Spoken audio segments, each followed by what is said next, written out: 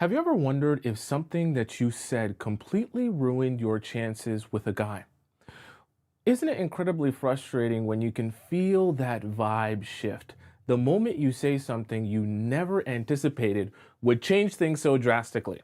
Well, what if I told you there's a simple communication guide that will help you never make any of these communication errors ever again? Which is why on today's show, we're going to be discussing everything you should never say to a guy. That way you can stop having these miscommunication errors and sabotaging your relationships with men and instead finally build the deep romantic bond that you know you've been deserving. With men, you have to understand perception is everything. Perception will be the difference between whether he chooses to treat you well or whether he chooses to treat you like trash. So, the reason that number one is about being used, I don't want you to tell men how you've been used by other men and the fact that you've been a doormat or been used by other men. Let's give an example of what I mean by that. Let's say you've been in a relationship before you met this not new guy that you're talking to. And in your previous relationship, you got cheated on 30 times. And all 30 times you took that guy back because you just had, let's say, no self-respect at that point in your life, okay? I'm not saying you're a bad person. We all grow and we all learn. But what we don't want to do is we don't want to go into that first dating or talking stage with the new guy, right? I'll put down new guy here so we're not confused. With the new guy here and start telling him, yeah, by the way, with my ex, he did cheat on me 30 times. The first time I caught him inside my bed. The second time I caught him in the shower. The third time he was literally in my room. The fourth time the girl was sneaking out of the window. Like when you start going into description like that and you tell this guy all the different ways that you've been used and abused, he's going to start visualizing something to himself, right? Because he sees this guy and he thinks to himself, okay, this is her bum of an ex, right? Because guys always think they're better than the last guy. So he's imagining this bum of an ex man, useless man, garbage man. I have more money than him. I'm taller than him. And my PP is much, much, much, much, much larger than his is.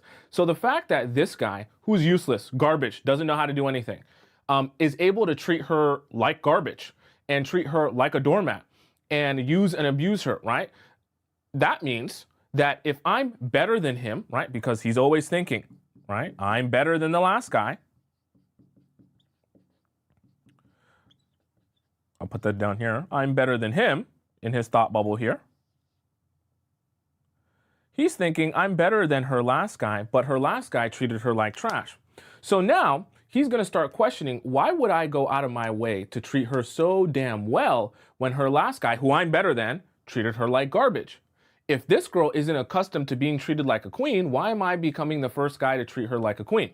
I know it sounds very weird and strange because I'm essentially telling you that guys will kind of meet you wherever the expectation is, but that's really what it is. And so you're always doing yourself a disservice by talking about your past relationship from a standpoint of, oh my gosh, I let all of these things happen. I had no self-respect. I had no self-esteem. This guy took advantage of me like crazy and I constantly forgave him and he got to come back and have chance after chance after chance after chance. Because he's immediately thinking, well, if that guy had chance after chance after chance after chance, I must have even more chances, right? He's thinking, I've got chances on chances on chances. Because if she'll give him 30 opportunities to cheat before she finally stands up for herself and walks away, that must mean I get at least minimum 40 chances because I'm better than that guy. I'm not going to come into her life and get the same amount or less amount of chances than the guy that I'm better than. So this is kind of a weird little bit of an ego thing. Appeal to men's ego by helping them see or understand or hear through your stories and the things that you talk about in your past relationship, help them see how a guy has done things for you or how a guy has treated you well. Now, I know some of you are saying, but Tomisin, my ex actually did treat me like trash. Tomisin, my ex actually did take advantage of me. Tomisin, my ex actually did cheat on me 35 times and I actually did forgive him. So what do I do then? What do I say then? What I want you to say, I don't need you to lie, but what I want you to now do is reposition and reframe the narrative of what has transpired. Even if your ex cheated on you and even if you forgave him 35 times, what I now want you to say is, hey, back then when I was not as developed and grown and hadn't experienced as much as I have now in my understanding and knowledge of myself, I let things happen that I know I would never, ever, ever in a million years let happen now. But that was a good learning lesson of what I don't want, what I don't need, and what I'll never tolerate again. And now, with the process that I've gone through in my own personal growth and my own knowledge and understanding of who I am, I know I would never, ever, ever, ever give my ex another opportunity to talk to me. He couldn't smell my feet. He couldn't lick my toes. He couldn't shine my shoes. Nothing. Okay. And not only will he never have access to me, but no man who would ever dream of treating me like that or doing those things to me would have access to me. Because the new person I am, the new girl that I am, the new version of myself that I am, does not in any way, shape, or form tolerate that behavior. Okay? Period. Like the girls say. So the reason that I'm saying that framing frames it a totally different way than I'm a victim, I'm a doormat, people walk all over me and I allow them to, right? That framing is, hey, I made some mistakes in the past, just like any other person would make mistakes, but I grew and developed from those mistakes. And don't think that now, because you might hear a story of, hey, this guy did this to me or this guy did that to me, that means that you can now come into my life and do the same thing. Because if you're anticipating I'll be the same person, or react the same way as the other person reacted, or sorry, as I reacted with the other person that I was with, then you're sadly mistaken, okay? Let's hop into our point number 2 here, all right? We all on the same page? Thank you all for the birthday wishes, by the way. I appreciate that so much, okay? So I'm just looking at the clock there. All right, why is my board so dirty? Chat, I'm not gonna lie to you. I need an assistant. Need me an assistant. But the problem is y'all live all over the world. I need me an assistant. Okay. Point number 2 here. Very interesting. I know you guys won't like this one. Okay.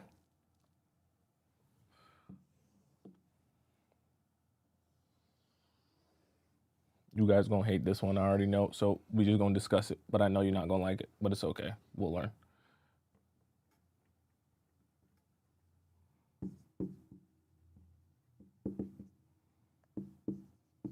All right. Perfect. And then I'll draw this out here. I need to get a new marker too. All right. So, very important. Point number 2 is about pressure. I know that you get anxiety when you start dating a guy. 2 weeks goes by, 3 weeks goes by, 1 month goes by. Now we're on month number 3. And you start to ask yourself a very important question. And I get it. You're a human being. Is he going to ask me to be his girlfriend soon? Are we going to take the next step soon? What is our relationship so far? And so you ask a question that I never want you to ask this. I'm going to explain why, but I never want you to ask this. You never ask a man, what are we? Okay? Multiple reasons, because I know you're saying, but Tomisin, I'm supposed to get clarity. You're supposed to have direction. I'm supposed to know about what's going on. How can you tell me that I shouldn't ask what are we? Well, I'm supposed to know. I can't just be in limbo. I know. But here's the thing. If you're asking, what are we? You're already in a bad place, number 1. Number 2, this is what happens when you get to the point where you're asking a guy, what are we? He's going to be forced to make a decision here at this point, because the answer is either, hey, we're kind of basically in a relationship, or, I'm not really vibing here. We're just kind of like having fun. I'm basically single still. But this is the problem with that decision at that time. See, if a guy has not yet decided to himself through his actions that he wants to commit to you, and he's at all on the fence, now he's going to be put in a place where he's going to ask himself a couple of questions. If I say that I'm single, will I continue to have access to her? And if he thinks to himself, well, I probably won't have access to her if she doesn't like my answer, and I know she wants my answer to be I will commit to her or I am committed to her, then you're going to have a lot of guys feeding you false hope, because they're scared of giving you the real answer, because they're scared that the real answer will consist of a real result in which they'll stop having access to you. And they want to continue having access to you. So they give you a lie just to shut you up and allow time to pass, but then they never actually take action on that. So then you're confused because after you ask the question, you think that everything's cool and chill and vibey. But then when you see that he has no action behind those words that he just gave you to comfort you, now you're even more confused. And now you end up spiraling because you are basing everything you were thinking about him in this relationship off of what he just said to comfort you, even though that wasn't necessarily his true and honest answer. So not only does it not serve you in the sense that you don't even get the real answer, but now you even dig yourself a deeper hole because you're confused. You don't understand what he wants because you're believing it's this when it's actually this. And now you're trying to figure out what is it that's really going on here. And you have even more questions, right? Because of all of that confusion. So what I want for you, and the reason I want you to stop asking this is because rather than asking this question as a way to provide yourself with comfort or clarity, I would rather you observe his actions as a way to provide yourself with comfort or clarity. Then when you observe his actions, you then accept whatever reality that is. So what I mean by that is if his actions are showing you that he wants to commit to you by things that we talked about before, introducing you to his family and friends, having serious conversations with you about the future and even acting on that, progressing the relationship forward past just, hey, we casually go out on dates, right? Having more deeper conversation with you, including you into his everyday life instead of just seeing you on Saturday nights, all the stuff that we talk about, right? Those are the type of things that will show you that he's leaning and inching towards commitment more and more every single day. This stuff, especially when it comes to asking men to just tell you exactly what they want and tell you exactly what they feel, it doesn't serve you. You won't really get that answer. And most of the time, if you just were honest with yourself about the actions that you've observed of him so far, you'd get your answer so much more easily and so much more clearly. But the problem is the easy way out is to just ask him so that he can comfort you. I don't want that. Okay. Also, the reason I put down pressure here as well is because it puts a lot of unnecessary pressure on him and you, right? Because he feels like you need a particular answer. And now that that pressure is on him, he's going to start putting up a front or putting up an act to make you believe in something that isn't necessarily true. I want for you to allow men to show up for you in the way that they think is necessary, that they believe is in line with what they feel. Because then you'll get a more honest answer and a more honest direction on where you actually stand with him. The more you try to put pressure on a guy to make any one decision, most of the time it's going to be to commit to you, you're always going to be more confused in the future because when that pressure is leading him to give you a particular answer and then he's not acting on that in the way that he should be, now everyone is confused and everyone is unhappy. Do you get what I'm saying? Right? Galway says our problem is that we want the guy, when we want the guy, we want commitment from him and we want him to want commitment too. That's the thing. See, you can't want a guy to want to commit to you more than he actually wants to commit to you. And I know that's painful and that sucks and it hurts and it's hard, right? Because when you're in it and you like the guy, you want him to want you. But at the end of the day, you can't want that more than he wants that. And you have to sit back and relax and let him show you if he really wants that. Okay, and I promise you, the guys that like you will show you that. You won't have to continuously question that. And you also have to be a little bit patient, right? So let's hop into our point number 3. Okay, let's see what I have here. Oh, point number 3. I hate this one. Okay, I really hate this one. I'm just gonna be honest with you guys. So just be prepared for that. I'll probably rant about this one because I actually really hate it. All right. So here's the thing.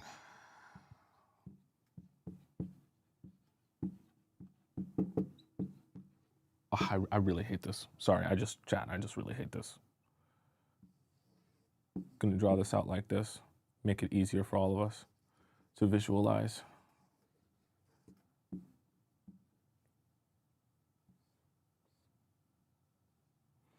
We'll do this. You guys will find this funny. Well, maybe a little bit funny.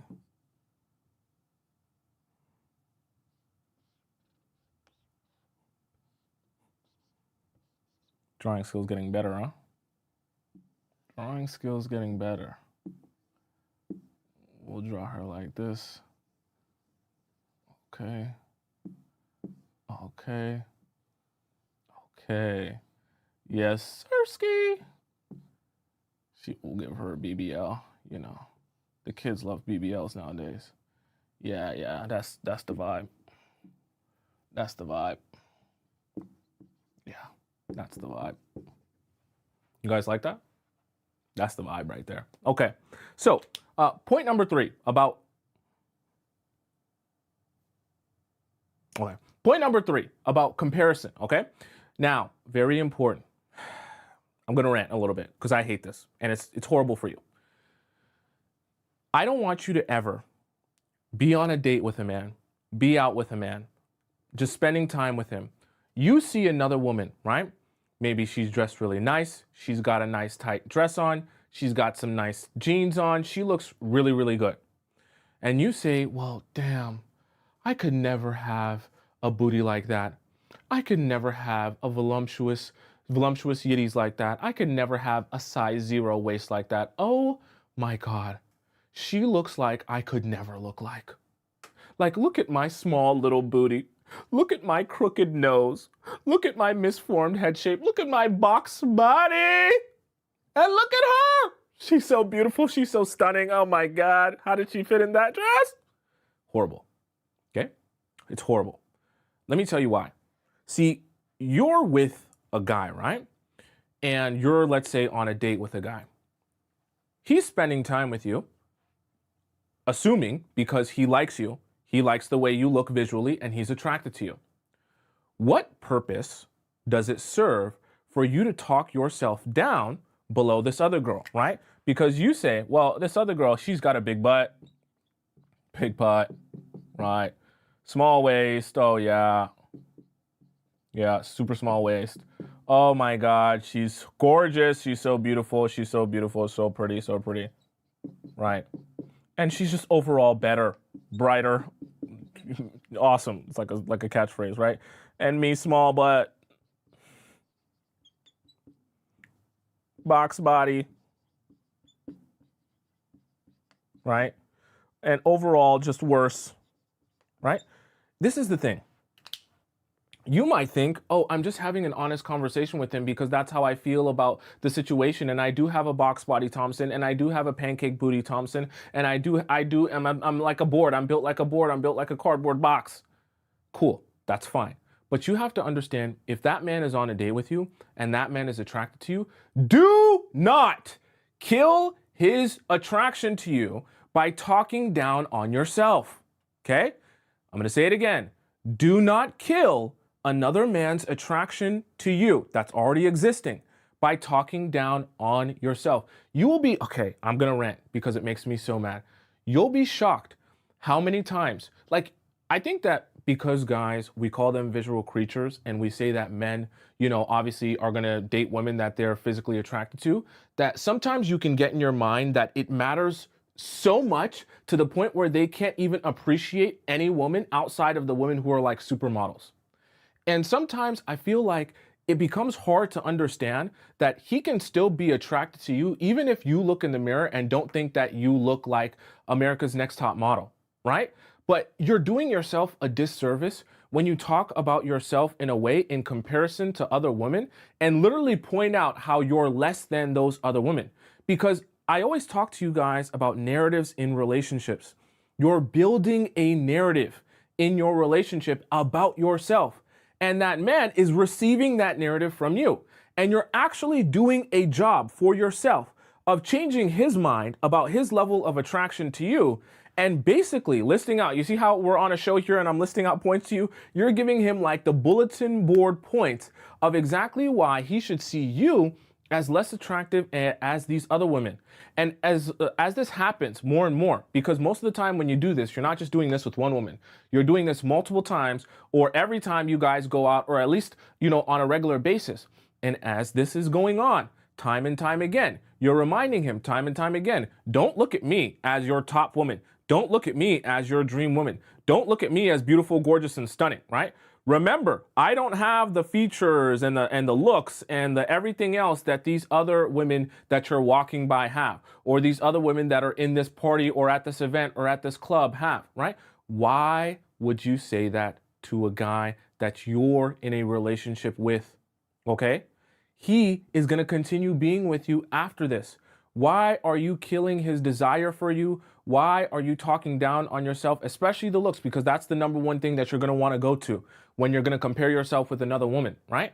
And all you're doing is you're building upon that narrative and building upon that narrative that he's going to start saying, well, yeah, I never really had a problem with the size of your butt, but maybe it is smaller than the other girls. I guess so. Right? I never really had a problem with your shape or your figure, but maybe you don't have a size. You guys realize, like, guys don't even really, they couldn't even tell you. They couldn't walk around and tell you, oh, that girl's a size 0, that girl's a size 2, that girl's a size, like, they barely even understand that. They understand general beauty as it exists in generalities, okay? So the reason I'm saying that is you'll be shocked that even though men will base a lot of what they do off of their physical attractiveness, or the physical attractiveness of a woman, I should say, they're not necessarily in the nitty gritty. And they're not taking you in the same way that you're taking you in. So when you're looking at all the minute details of your body and your figure in difference to another woman, and you're comparing them and thinking you're less than, pointing them out doesn't even serve you, because most of the time the guy has not even noticed that, to be honest with you. Okay? And this really bothers me because I see and hear girls saying that all the time. And I always ask myself, why are you saying that? Right? Because it doesn't serve you any purpose. If I, as the guy, am not going to be with that woman, why talk down on yourself in comparison to that woman that I'm never going to be with? Do you want me to go up to and talk to that woman? I'm assuming not. So then why talk about yourself as if you don't compare to that woman? Who cares, right? You're living your life. You're who you are. You're blessed with what you were blessed with. Okay? Don't worry about what other people got or don't got. Right? Very, very, very, very important. Okay? Right? All right. Let's hop into our next point. Okay. Someone said, can someone teach me how to twerk? Maybe someone in the chat. Maybe someone in the chat. Okay. Someone said little booties deserve love too. Chat. I don't know. See, this is the thing too. Okay. And even okay. Little side note. All right. Well, let's not get too graphic here. Me, I'm a booty guy. I'm an ass guy. Okay. And even me, I can appreciate low booties. Okay. It's all about proportions. It's not as much as you all think about, the size has to be ginormous, okay? It's got to have its own gravity. It doesn't have to be like that, right? It's just really about proportions, and I'm saying that as an ass guy. So don't ever forget, right? It's not as much as you guys are thinking about size all the time, okay? All right, let's hop into point number 4, okay?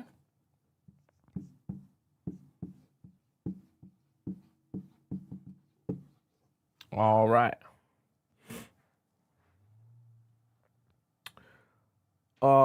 Okay. We'll do this like this.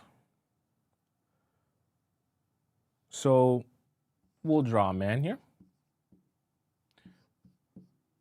Come on, stick man. This one, we don't need to have art for the people.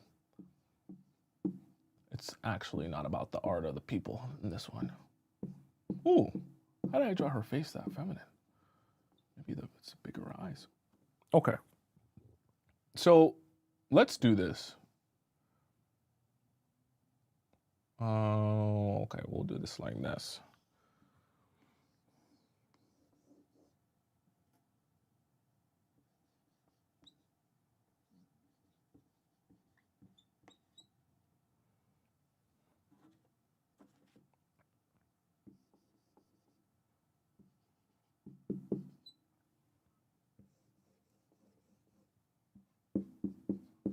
Okay, so let's discuss something together.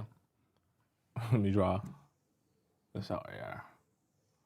Okay, so for point number 4, we're going to talk about deserving, okay? One of the things that you might end up saying when a guy does something really nice for you is, I don't deserve you. Let me give you an example of that. Let's say you're on your period, and at this time of the month, you really, really crave peanut butter ice cream. Let's just say for the sake of argument, right? And so your man goes out to the store and he buys you a pint of peanut butter ice cream, just like it's your favorite while you're on your period to eat. It's very soothing for you and it helps you feel a lot better. It's amazing. He remembers that and he brings that peanut butter ice cream to you. And your first response is, oh my God, you're so amazing. I don't deserve you. What? What? Sometimes sayings can feel like they fit the moment and are like romantic, but actually they don't send the right message and they don't paint the right picture of you and set the right perception of you. Because you have to really think about what it is you're actually saying when you say certain things. I don't deserve you communicates something that you might not realize. See, we all have our own position on the what I call attractiveness hierarchy. We'll think of it like a simple scale like this, in the sense that there are people who are on the no chance level, meaning that if you were to ask me out, you have no chance of me saying yes. There are people on the mid-tier level who, some people will be attracted to them, some people not. And then there are people on the hot level, which basically everyone is attracted to them, okay? So we all fall in a different place on this hotness or attractiveness hierarchy, okay? And just not even just in our physical sense of the word, like our body and how we look, but also in the spiritual sense of the word and the emotional sense of the word, our whole being, right? Everyone is a little bit different and on the scale, and you can be adjusted on the scale, you can change. So the reason I say this is because you might be right here. Let's just say for the sake of example, right? You're a little bit above mid. And this is the thing. Maybe he's actually here, right? This is him, right? Just right around your same area. But you constantly talk about yourself in your relationship whenever he does something nice for you or goes out of his way. You constantly remind him and you that you don't deserve him. You're doing something to his mind here. You're kind of boosting his ego, but in a way that doesn't actually serve you. You're making him think, well, if she doesn't deserve me, and she's okay, she's pretty a little bit above mid, right? And in her attractiveness hierarchy, that must mean I'm kind of out of her league. So I'm not actually down here. I'm like right up here, actually, right? The problem with this is as he becomes or begins to believe over the course of time that he's higher and higher up, and there's more and more of a gap, right, between the two of you, meaning where he sits on this attractiveness hierarchy and where you sit on this attractiveness hierarchy, he will start to do less for you because he'll believe, why am I doing more for someone who I'm so much higher on the attractiveness scale than? It should be the other way around. If she's lower than me on the totem pole, she should be the one doing more for me. So subsequently, you're actually teaching and helping to train your man to have a desire to do less for you because he believes that you're somehow out of his league, right? Nothing wrong with showing appreciation. I definitely want you to show appreciation. But the balance is you do not show appreciation by talking down on yourself or show appreciation by making him feel like, oh, I shouldn't even be with a man like you, or I shouldn't even get to be treated this well, or get to be treated like a queen. There's a way to show appreciation in a way that doesn't make you look like a peasant. Do you understand what I'm saying? Okay, very important. Let's hop into point number, 4? No, 5, okay? Because it's kind of similar, but I also want to add another portion of it, okay? Let's do this like this. I apologize. You not mid. You like decently above mid, like kind of almost, like above average mid. Okay. Okay, like above average. Above average. All right, let's hop into point number 5, all right?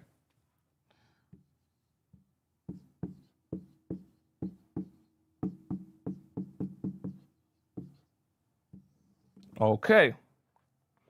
I'm going to draw this out here for all of us.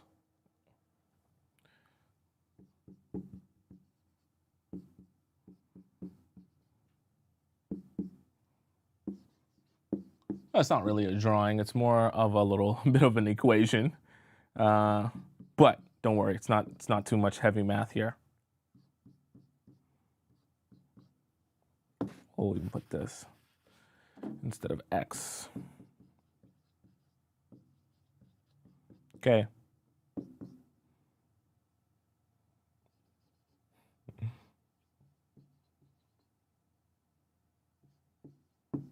Okay? All right. So, something I want us to see here. Point number 5. Nobody ever.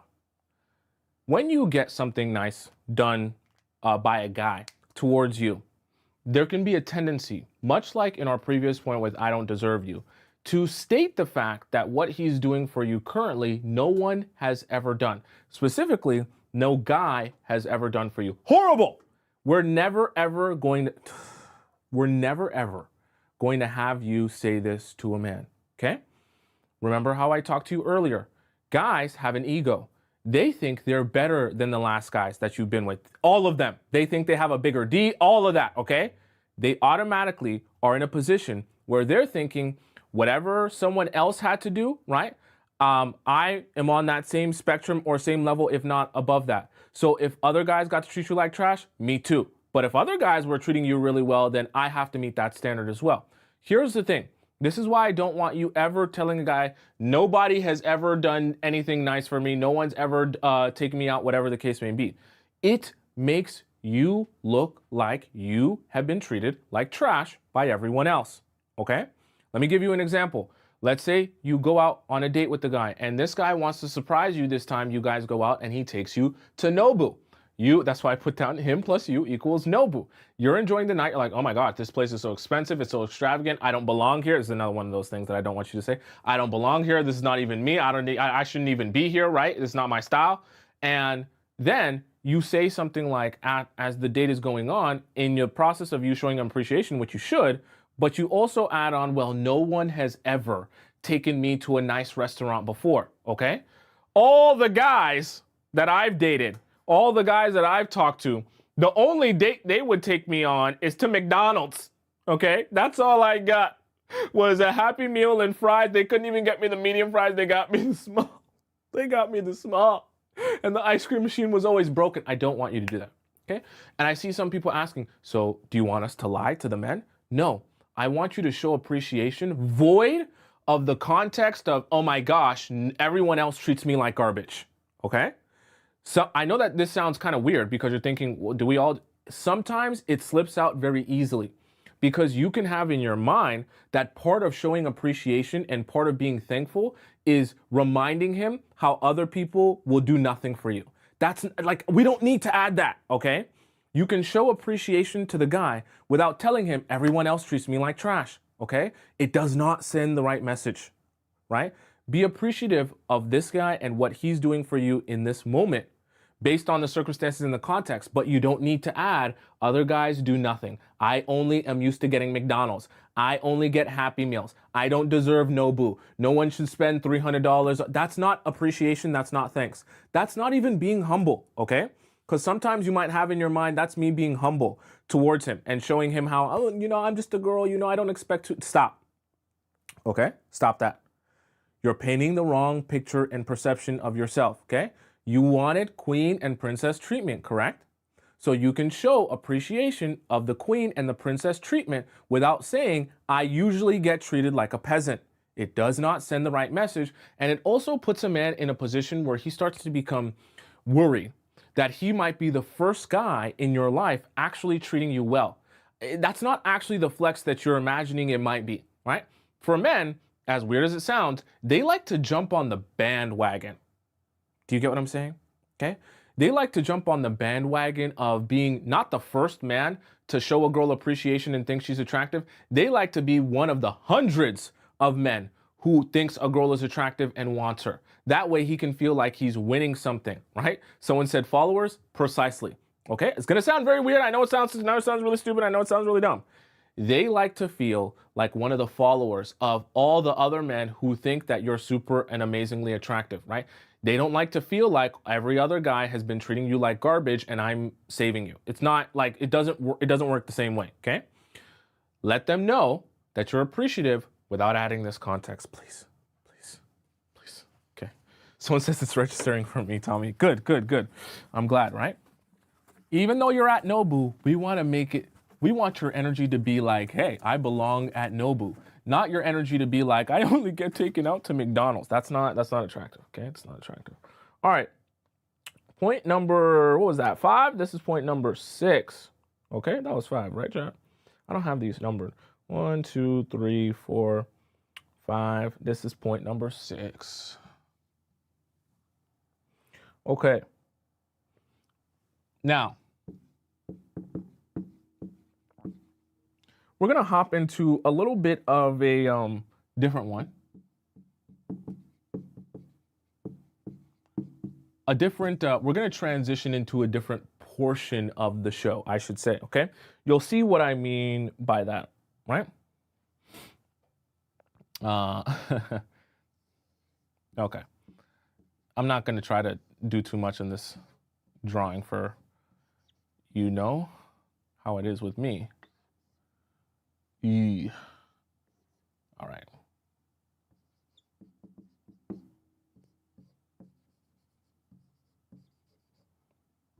All right.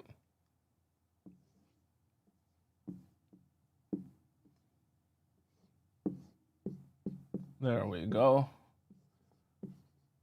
Give you some thicker legs there. You be in the gym, girl. All right. So, here's the thing. Point number 5 is about disappointment. Now, this portion of the show, we're going to transition into different types of things that I don't want you saying to men, and it's for a different reason, okay? So the theme is going to kind of switch here. This part and this portion, the reason I don't want you expressing disappointment with a very particular thing is because of how it will affect the man's psyche and how it will change the way that he approaches things. Let me give you an example of that. Let's say that this guy gets you a gift. And let's just say that this gift, for the sake of argument here, in this box here, is some flowers, okay? And let's say your favorite type of flowers. Tell me in the chat, what's your favorite type of flowers in the chat? I'm just curious, okay? What's everyone's favorite? Let's say, for the sake of argument, your favorite type of flowers is red roses. Okay, you love those beautiful, awesome red roses, okay? What's your favorite? I'm curious, okay? Now, let's say that even though your favorite flower is red roses, and you've told him this multiple times, right? So we'll write down here, your fave, red roses.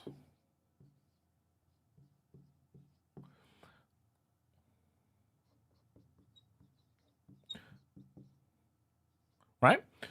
And let's say that even though your favorite is red roses, he gets you sunflowers, okay? A bouquet of a beautiful, bright yellow sunflowers. And even though you like receiving flowers, because I know some of you, sunflowers is your favorite one, right? But even though you like receiving flowers, you don't really like sunflowers. And you were really hoping that if he was going to get you flowers, it would be the same red roses that you wanted. So when he gives you that box and you're like, oh my God, what's inside the box? Is it red roses? Is it red roses? Is it red roses? And he opens the box and it's a bunch of sunflowers. You're now like, oh, you know I don't like sunflowers, right? Like, I don't understand why you would. I don't understand why you'd get sunflowers when I've always told you I like red roses. I've never once said I like sunflowers. Right? And you're expressing the disappointment that you truly feel, okay? There's nothing wrong with having emotions. I'm not telling you that you shouldn't have emotions, but things like this can become very dangerous very, very, very fast, okay? Let me explain this to you. You're just expressing your disappointment in the fact that he didn't get you the type of flowers that you stated to him before plenty of times that you like, okay? I understand why this is disappointing for you, but this is what's going to make the situation worse. When a man goes out of his way to take action for you, you have to understand how delicate this is, because men really know how to communicate their love for you by taking action for you. That's their number one best way to connect the way they feel on the inside to expressing how they feel on the outside. Men aren't as good at talking about their feelings, but they're good on taking action on their feelings in a way where it's like they do things for you, even small things or big things. So the reason I'm saying this is him going out of his way to get you this box of sunflowers is a example of him expressing his love for you. So make no mistake about it. Even though the gift is just flowers, the fact that he did this out of his own volition without you asking him to do that is actually a version of him giving you some of his love, right? This is how men know how to communicate love. I took action for you. I went to the store and got you flowers, even though it's just a regular Tuesday, right?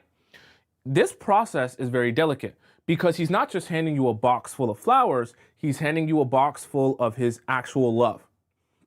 So when you receive that box and your reaction is, I'm disappointed in this box. This is useless to me. I can't, I don't like this. I don't want this. This is the wrong box, okay? You're not actually rejecting the sunflowers. He feels like you're rejecting him. And he feels like you're rejecting his love. I know this is going to sound very weird. You're like, Tomisin, it's just flowers. But this is the thing. Men connect so closely, the actions that they take for you with their love for you, that when you reject those actions or you express disappointment in those actions, he's now like, well, damn, this doesn't really feel good. I thought she was going to love it. I thought she was going to appreciate it. I thought she was going to be jumping over the moon, right? It's going to sound weird, but they're expecting a dopamine response in the sense that when they give something to you or do something unexpected, they're expecting your reaction to give them a hit of dopamine, like, oh my gosh, my partner's happy, she's excited, she's in a good mood, I did the right thing. They're like puppies, right? So they're reacting to the fact that you're excited, you're happy, and you got what you wanted. It makes them feel good, and it builds a cycle where he continues to want to have that good feeling by continuing to take action for you because of the way you appreciate it and because of the reaction you give him. Now, vice versa, in the opposite sense, when he gives you that gift and your reaction is, ugh, I don't like sunflowers. Ugh, you know I didn't want this. Ugh, you should have got me red roses instead. He now builds a different narrative in his mind. Maybe I should stop trying to go out of my way to take action. Because if I take action and it's the wrong action, not only will I not get the dopamine hit and response that I want, but I'll actively feel like garbage about myself. And I'll actively feel like a failure about myself and in this relationship. So rather than taking any action, I know it sounds weird, but this is what men will do a lot of the time. They'll just say to themselves, I'll just take no action at all. Okay? So next time when I'm thinking about buying flowers or thinking about getting a cake or thinking about doing this, rather than get the wrong thing, I'll just do nothing. Because that way at least I won't get yelled at or feel shamed for doing the wrong thing. It sounds weird, but now as time goes on, you have a man who is willing or having a desire to do less and less and less for you because he's scared of disappointing you. Okay? So I seen someone say, well, the men have such fragile egos. Yes, we do. Yes, correct. Exactly. But we can do something for each other here in this moment. Even though you know that you're a little bit disappointed that these are sunflowers instead of roses, it's very important to acknowledge the work that he did, acknowledge the effort that he put in, and not everything is for every moment. I'll say it like that. Because even though there can be another time where you express how roses are actually your favorite and the sunflowers are great, but the roses are even better, right? It's not the moment when he actually gives you the gift that you want to be like, hey, this is the wrong thing. Because that's the moment where he's waiting and anticipating like, did I do a good job? Did I do a good job? Did I do a good job? Never forget it. People will say that they give out of the kindness of their heart, but they love feeling the reaction of someone when they give to them unexpectedly that, oh, I did a good job. That was the right gift. You like that? You're happy? I'm happy. We're all happy. Everyone's happy, right? So you have to make sure in that moment that you give him the response that's going to give the good feedback loop, all right? Once you express that disappointment with his gift or his desire to take action for you, we're going to be on the wrong path, okay? Right? Does that make sense? They always forget, right? So someone says, not a good job. I wanted a bag instead. That's funny. That's funny. You wanted a bag instead of the flowers? Interesting. Bag instead of the flowers. Huh. What type of bag? Interesting. Let's go on to point number 7. Okay. All right.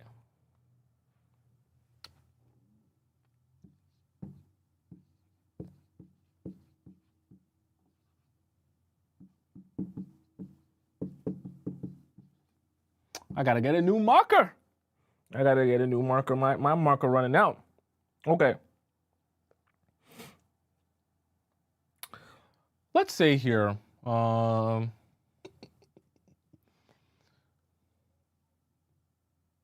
do this like this.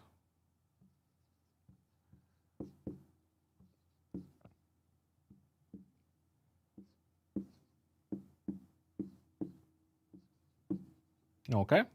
And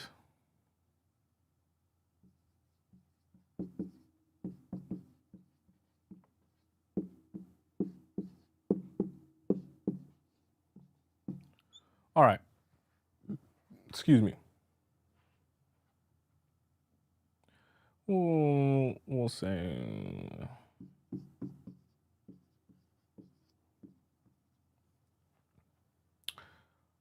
we'll do it like that for now. All right. So point number 7, generalization. Okay. One thing that might happen when you're in a relationship, especially when you've been talking to a guy for long enough, is you'll get to a point where he might do something that you don't like. And in the process of doing something that you don't like, you make a general statement. Let me give you an example of that. Let's say you and a guy were supposed to meet up at 10 p.m. for a date night. You're going to go out and slurp sushi. Slurping sushi? Eat sushi, okay? And when you guys were planning to go out at 10 p.m. to eat sushi, he ends up showing up or getting to this date at 10:15. Then when he gets to the date, instead of addressing the issue at hand, which is that he was late to the date, your response is, oh my gosh, you never ever take our relationship seriously. You're always like treating this relationship like it's a joke. I never ever get your best foot forward in this relationship, okay? So the actual issue is he's late to the date. But your generalization, oops, I'll just put general here.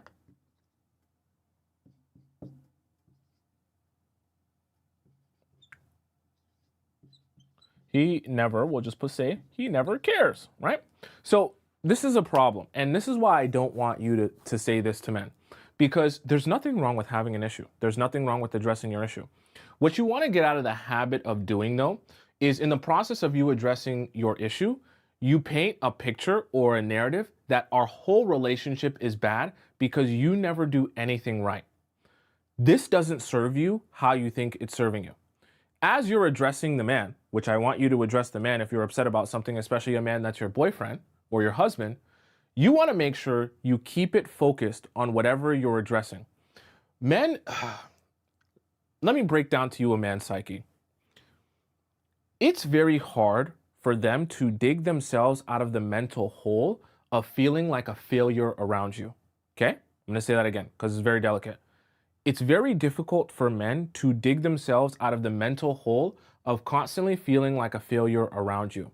So when you make a generalization, like you never care, you always do the wrong thing, you never put your best foot forward, right?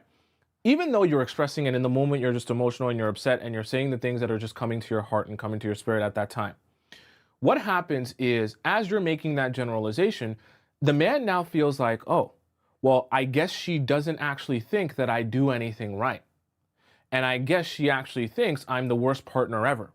And sometimes in the process, in the heat of the moment, as you're expressing the things that you're upset about, you can paint this picture where it's almost like you think he's a horrible partner overall.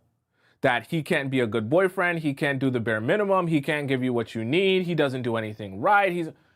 And then this creates a cycle where the men go, well, damn, you think I'm the most horrible person ever. What's the point in me even trying, right? What's the point in me even putting forth effort if I'm such a bad person, right? The way men's ego works is when you build them up, they try and reach that level, right? They try and live up to that expectation when you talk so big about them. When you kind of push them down and you tell them how horrible they are at doing all of these different things, they start to kind of like dwindle away down to that expectation. It's very weird and very strange. And they just kind of live right there. So as you tell a man he's constantly a failure, he doesn't do anything right, he doesn't know how to show up for you, he doesn't know how to speak, talk, walk, do nothing, he starts to just dwindle down and dwindle down and dwindle down to meet exactly your expectation or exactly how you've been talking about him. Vice versa, when you build a man up, right? I'm not saying you have to lie, but when you build a man up and you appreciate him, he constantly wants to live up to that expectation, right? Now, I'm saying this about men who actually are invested in you and are your boyfriend or are your husband. I'm not talking about random men you see on the street or the random situationship that you have, okay?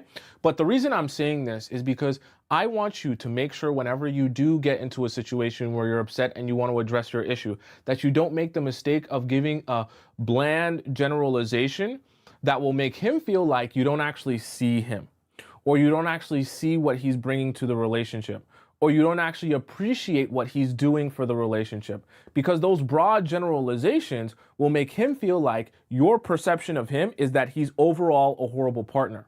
When in reality, that's not your real perception of him. Your perception of him is that he is a good partner. There's just an issue here with the fact that he showed up too late to the date, right? Not that you think he's an overall horrible partner. Or it might even be that your issue is he constantly shows up late to dates, right?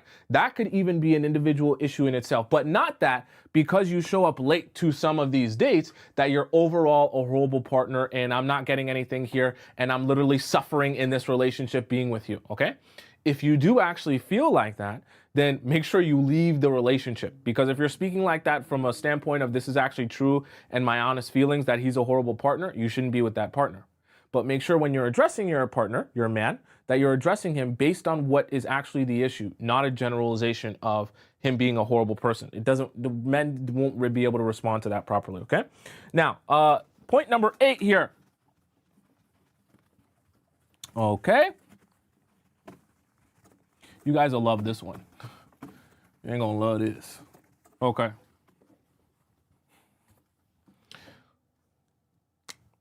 Right, point number 8.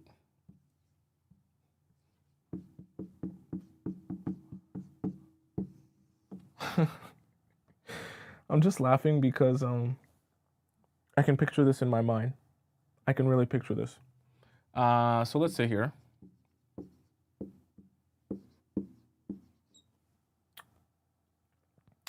Oops, what did I have here for my, okay.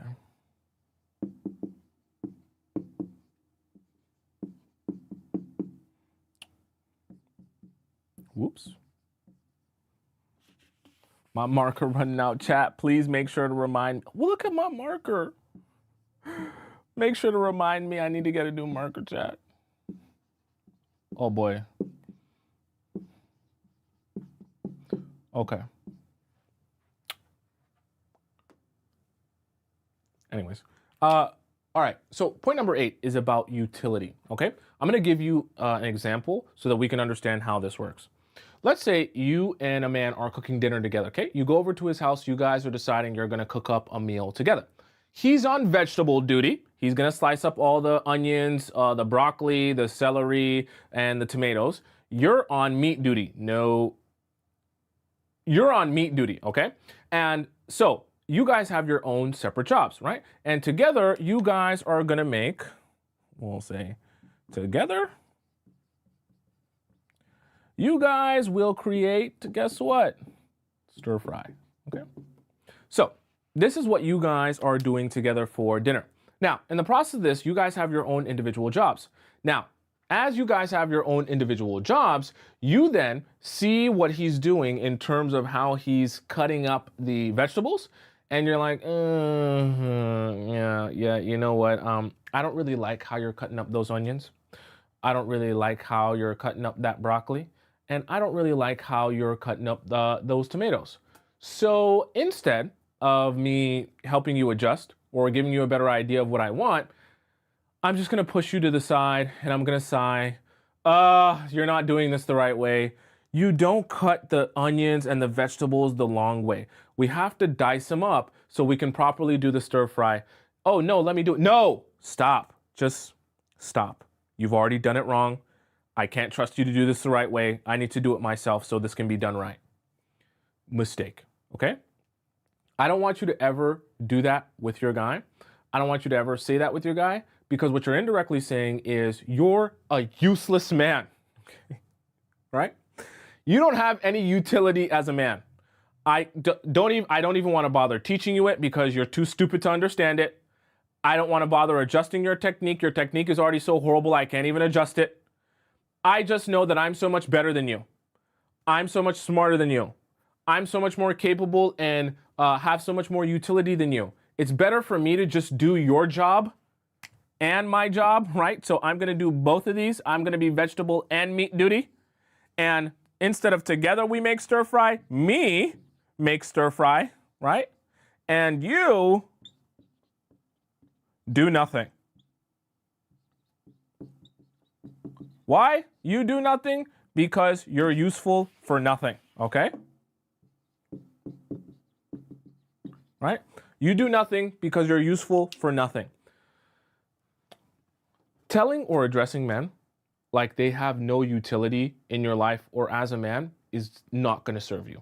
If you truly feel that way, that's fine. Break up with that man. Don't be with that man. But don't give the impression, and definitely don't speak as if the man has no utility or can't be useful to you or resourceful to you. Because you have to understand what you're directly speaking to is his value as a man.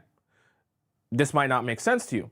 The same way a man, if he were to speak on your looks or attractiveness and talk about how, hey, you're not as attractive as other women, or you don't have ass like the other woman he sees at the gym, or you don't have yitties like the other woman he sees out and about at the club, right? That's going to make you feel away because he's indirectly, or I should say directly, speaking to your value as a woman, because you have a subconscious understanding that if you're not physically attractive, then you're not going to be as valuable in the dating marketplace. It's not all about your physical attractiveness, but you have an understanding that that matters, right?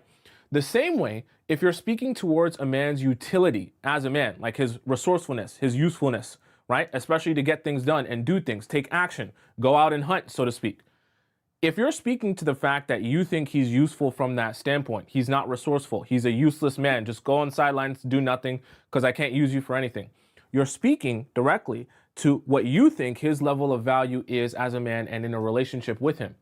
So you're basically telling him, I don't think you really have value as a man. That's obviously going to take a hit to his ego. And as that is chipping away at his ego, you're going to find him doing less and less and less, speaking up less, taking action less, sitting on the sidelines more, doing nothing more. But the problem is when you're a woman and you have your man in a passive position doing nothing, you're going to be very, very, very unhappy. Everything in between your legs is also going to be very, very, very dry because you're going to take on what is essentially like a boss role. You're going to take on like a mom role where you're organizing and scheduling everything and he's doing nothing. He's just saying A-okay. And you're going to feel so masculine that you're not going to be able to get worked up. You're not going to be lubricated because you're the man. Okay?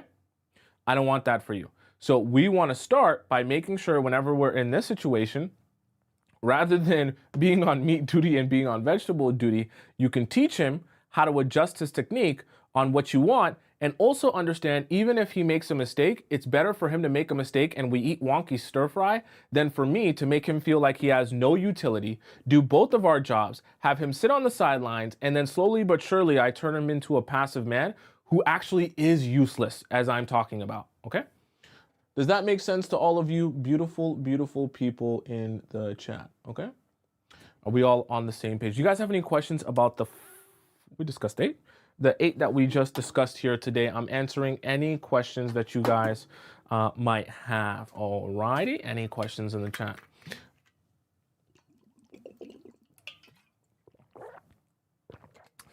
Light Star says, my first husband mom said she was not afraid to break a switch off a tree and tan that hide of her boys. Wait, what? That's okay. Interesting. All right. LP Baby says, question, Tommy, how do I learn how to zip it?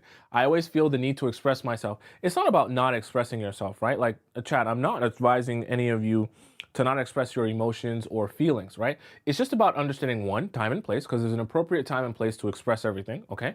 And number two, it's also about understanding how that's received, right? In certain ways and in certain instances, like in the example of disappointment. It's not about saying, hey, I would rather you have gotten me red roses than sunflowers, right? Even though that is how you feel, that's perfectly fine. You just want to understand that in this moment, I need to give him what is necessary for me to continue having him take action for me, not talk about how this isn't what I wanted, because there will be a time to address that I'd rather red roses than sunflowers, but addressing it right now is not going to send the right message. And it's also not going to put him in the right headspace to continue to do good things for me, right? Because you can build on a man who gets you the wrong flowers. Do you understand what I'm saying? Right? You can build off of that. What you can't build off of is a man who doesn't even want or think to get you flowers in the first place. Are you following me in the chat, right? Certain things you have to understand, okay, I'm going to work with this. I'm going to massage it. I'm going to cultivate his skill set here, and he will be, a good man. He's got this, he's got the tools, right? He's got the desire to do that.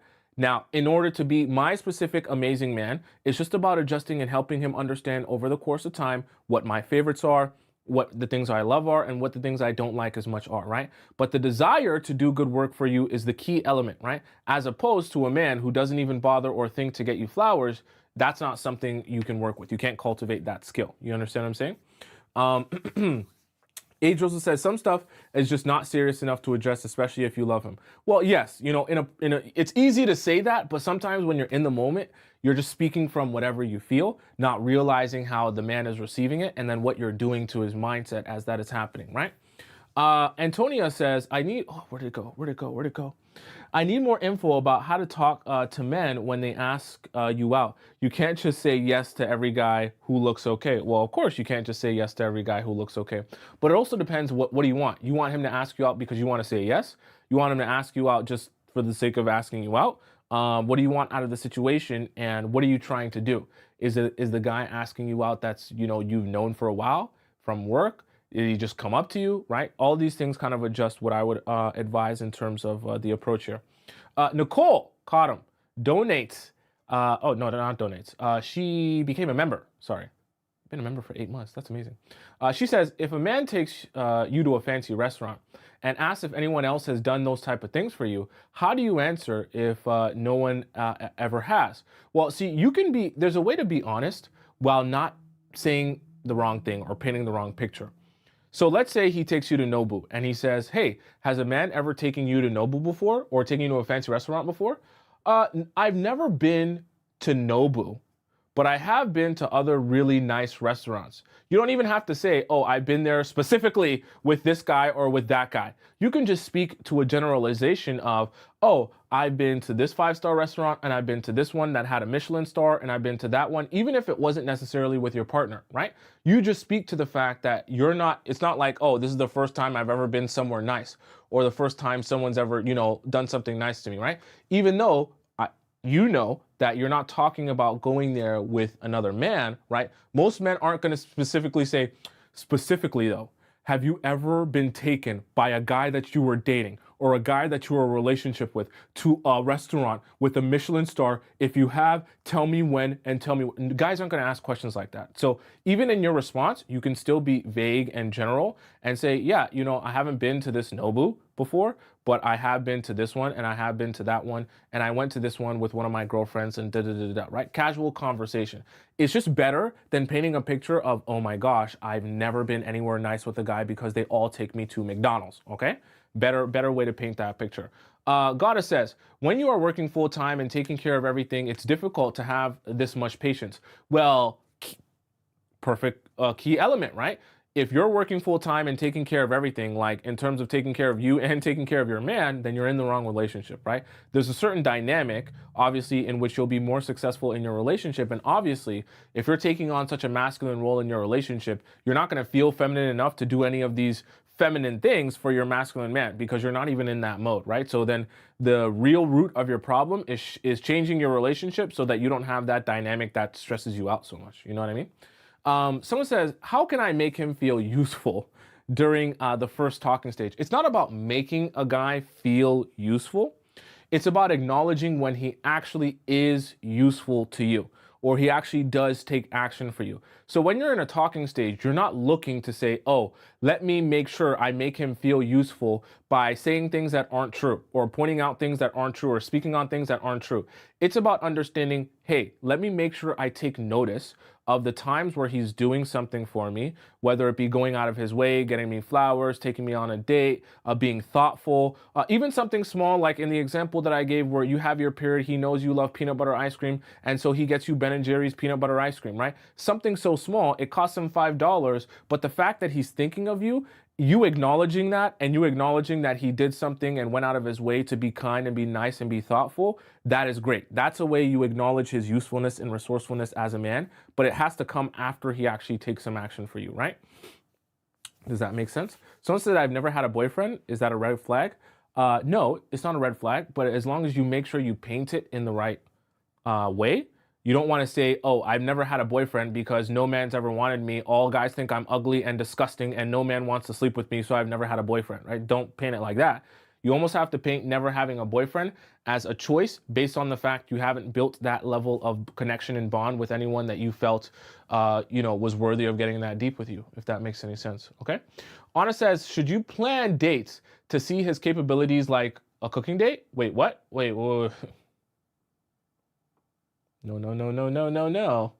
No, no, no, no, no. Don't make me get mad. You're not ever going to be planning dates, especially not at the beginning, okay? Maybe with your boyfriend or husband, when you guys have established your relationship, you can plan some dates, but not when you just started seeing. You're never going to be planning a date with a man you just started seeing or have only been seeing for a little bit. That's not, you should never be doing that. We're in a bad place if you're doing that, okay?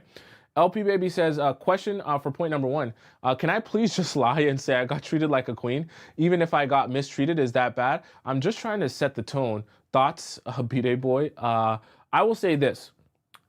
I'm never going to tell you guys or advise you guys to lie because despite this show being called The Players Club, I'm not going to teach you immoral things to do or advise you to do immoral things. So if you want to go about it by lying, I'm not going to stop you, okay? But at the end of the day, there's still ways to do it without having to lie, okay? Just know that. Whatever you choose to do, however you choose to paint it, you can do it however you want to do it, to be honest with you, okay? What if a guy takes too long before asking you out on a date? It's been a month. Then you move forward with your life, right? You can't sit around waiting for a guy who may be too shy to ask you out on a date, waiting for him to eventually get the balls, get the cojones to be able to do that. That's not gonna, you can't wait forever. It's not gonna work. Okay, India says, that's what I'm going to do, or at least believe that as my story. Here's the other thing. For LP Baby and India and anyone else who's wondering, how do I tell him that men treated me well if they've never treated me well? What you can do instead of focusing on the men and how they treated you, if you want to have some good stories of how people treat you well in general, you can talk about your family, talk about what your friends do for you, how they take care of you and take you out, surprise you, throw birthday parties for you and surprise parties for you, how your dad takes you out on a daddy-daughter date or whatever the case may be, whatever, right? You can choose a family member or a friend in your life or multiple friends to tell stories about how they treat you well, to kind of be a bit of an emphasis on the fact that you are accustomed to people being good to you in your life. Right? That's not something that's brand new to you, or in your life, you don't have a bunch of people just walking all over you, right? Someone says, or you could even talk about yourself, right? Yeah, you can even talk about the dates that you take yourself on, right? As long as you're painting a picture that good treatment, princess treatment, queen treatment is something that you are used to, something that you spend a lot of time with, right? Not something that you have never experienced before because everyone in your life just treats you like absolute garbage. Okay, that's not what I want. Whether romantic or platonic or a family member, right? Someone says, that's why I follow this man. He is real. I try to be as real as I possibly can, okay? Angelina says, just over-exaggerate the good things guys do for you and don't mention the bad things. I'm not going to tell you guys to lie, but I will say emphasizing the good is always better than emphasizing the bad for sure, right? Definitely, for sure. Elizabeth says, what if you really want to go to an event? How do I get him to plan it? Well, okay, so my questions would be, what's the event? Why do you really need him to go, right? First of all. And like, what's the reason overall that he needs to be there as opposed to you being able to go by yourself or go with a friend or whatever the case may be, right? Like, why can't you go with a friend? Why does it need to be him, right? Bean Soup says, I lied when a guy said, are you used to guys saying sorry? I lied and said yes, even though it's not true. Hey, sometimes you gotta fake it till you make it. I'm not advising you guys to lie, but sometimes you gotta fake it till you make it. You know what I mean? When you're dating a new guy and you relearn all of these new things that I talk to you guys about how to present yourself the right way so that you can get the treatment that you want, because I know you want a specific type of treatment. You also have to understand how to like restructure the way you speak about yourself and even your relationships. It makes a world of a difference, okay? Because those guys are starting from scratch and meeting you as you are. So they don't know what's gone on in your life beforehand. So very important to paint the right narrative so that they continue to treat you the right way, right? How to make a guy put more effort in, for example, sending money and gifts. Well, what's the purpose of him sending you money and gifts? Just because you want money? Do you actually want the man, right? Are the money and gifts representing you feeling like he's putting forth effort? Or are the money and gifts just something you want because you're vain and you want money and gifts, right? Because I don't advise any of you to be trying to extract money and gifts from a guy if you don't actually have real feelings for a guy. And if you do have real feelings for a guy, then I feel like you should be valuing more things than just money or gifts, right? Because truthfully and honestly, men with money can give money and gifts without giving you time or energy. So it's not actually a representation of how much they feel for you. Make sure you understand that and know that, okay? Just to so we're all aware, all right? Someone says I go to concerts alone. Interesting. What type of I guess you'd be around people so much it wouldn't even matter, right? I go to movies alone. Like I literally go by myself and sit and watch a movie. If I really like the movie, if the movies are trash, I'm not gonna watch it, right? It's a museum day just to share the experience with him. Well, I'll say to that, if you talk about wanting to go to the museum, how does he respond to that, right? And how does he feel about that? In terms of like museum days, does he share that same interest? Does he have a desire to go to that museum, right? You could bring it up in conversation and see how he responds to that. You could tell him that you want to go to that. But here's the thing, Elizabeth, and I'll say this to any one of you who are also curious about that. Before a guy becomes your boyfriend, because after he's your boyfriend and if he's your husband, it's different to say, hey, let's go here, let's go there, because there's obviously a commitment on his part and there's an understanding that he's been building up to this by showing you how much he wants you, so it's different.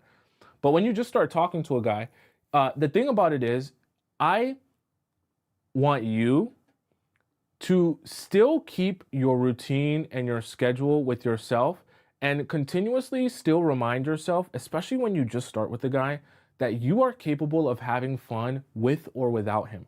I know it sounds like, oh, that sounds super selfish. That sounds like, not what a relationship is. But you have to allow yourself the freedom to be able to say, if he wants to go with me or ask me there or do this with me, I'll go and I'll enjoy myself. If he doesn't want to go, he's not in the mood, he doesn't want to ask me out, I will still go, whether it be by myself or with my girlfriends or with my family members, and still enjoy myself, right? Especially at the beginning, you don't want to attach your ability to have happiness and enjoy your life to one guy. Because what will happen is, as soon as he stops asking you places, as soon as he stops wanting to go places with you, your anxiety will bubble, and then it'll be even worse. The problem will be exacerbated because now that you're not doing things, because you can't go with him, you have even less happiness in your life, which means you have even more anxiety, which means now you're looking for him to be even more of a source of your happiness, and then we spiral out of control, okay? We spiral way, way, way out of control.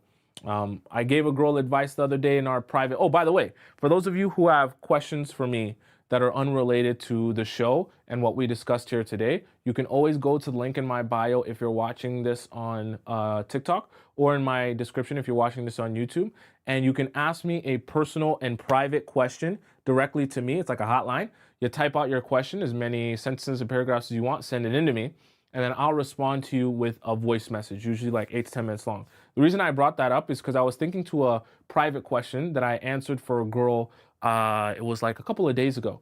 And she was asking me essentially what she should do to basically get her man to put more effort in, and she was actually her boyfriend, and to stop just being with her and inviting her over just for them to sit, watch Netflix, and him to be on his phone. And she said, what should I do? And I advised her, quite literally, like I'm advising you all, I said, the next time he asks you to come over, your response should be no thanks. And then when you say no thanks, he'll be like, wait, why? Why don't you want to come? And then you'd be like, well, I already made a plan to go out with my girlfriends this Saturday, and I'm not really too keen on hanging out with you because honestly, it's pretty boring hanging out with you. All we do is sit and you're, watching the same shows over and over again. And I said, it's going to feel like a slap in the face. And you're going to be like, damn, I should really say that. But it's good. It's good for him to get a jolt, realizing that not only are you going to go out and do your own thing, right? But you're doing your own thing because you're finding him and what he's doing uninteresting and boring, right? And you're basically saying indirectly you're losing interest. But rather than begging him to change, you're just saying, I'm going to go and have my own fun and my own happiness elsewhere. I don't need you to be the source of my happiness. So if you're going to be on your phone and be boring and uninteresting, I'll just go enjoy my life elsewhere. And you can be by yourself, boring and uninteresting. Here. This video comes from Anwar. Anwar is also a dating coach. God, lots of dating coaches. It's like dating coach inception here. All right, let's get started with this video. Girl, not all compliments in dating are created equal. And I wanted to share with you what I know about how men describe your beauty to tell you exactly how he's feeling about you. Now, my name is Anwar White. I've been a dating coach for 14 years. I'm also your fairy godbrother, and I'm here to put you up on game so that you don't get lost in the sauce. Because here's the thing. If you grew up in an environment, in a household where you weren't told that you were beautiful often, some of these compliments will hit you harder and you might fall into the game. And girl, game is lame. So I want to put you on this game so that you don't fall into any of these traps, okay? So let's get started. If he calls you cute, please understand that he is not sexually attracted to you. And it's giving little sister energy. Like, DW from Arthur, the cartoon, that's what it's giving. Ultimately, when he calls you cute, I want you to take that as a verbal, tap on the head, okay? He's not into you, okay? Okay, the next compliment that I hear a lot, if he calls you fine with a W, or even fine, or hot, girl, he is interested in your body. He wants to take you to bed. He wants to put you on his air mattress on his floor and have his way with you. He's not interested in the totality of who you are. One second. I have to interject here, okay? Here's the thing, okay?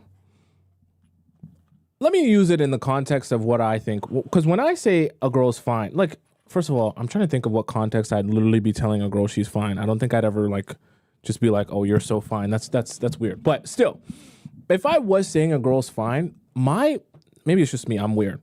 My whole thinking is when I think a girl's fine, I'm actually saying that specifically because she's like a fine, how do I explain this?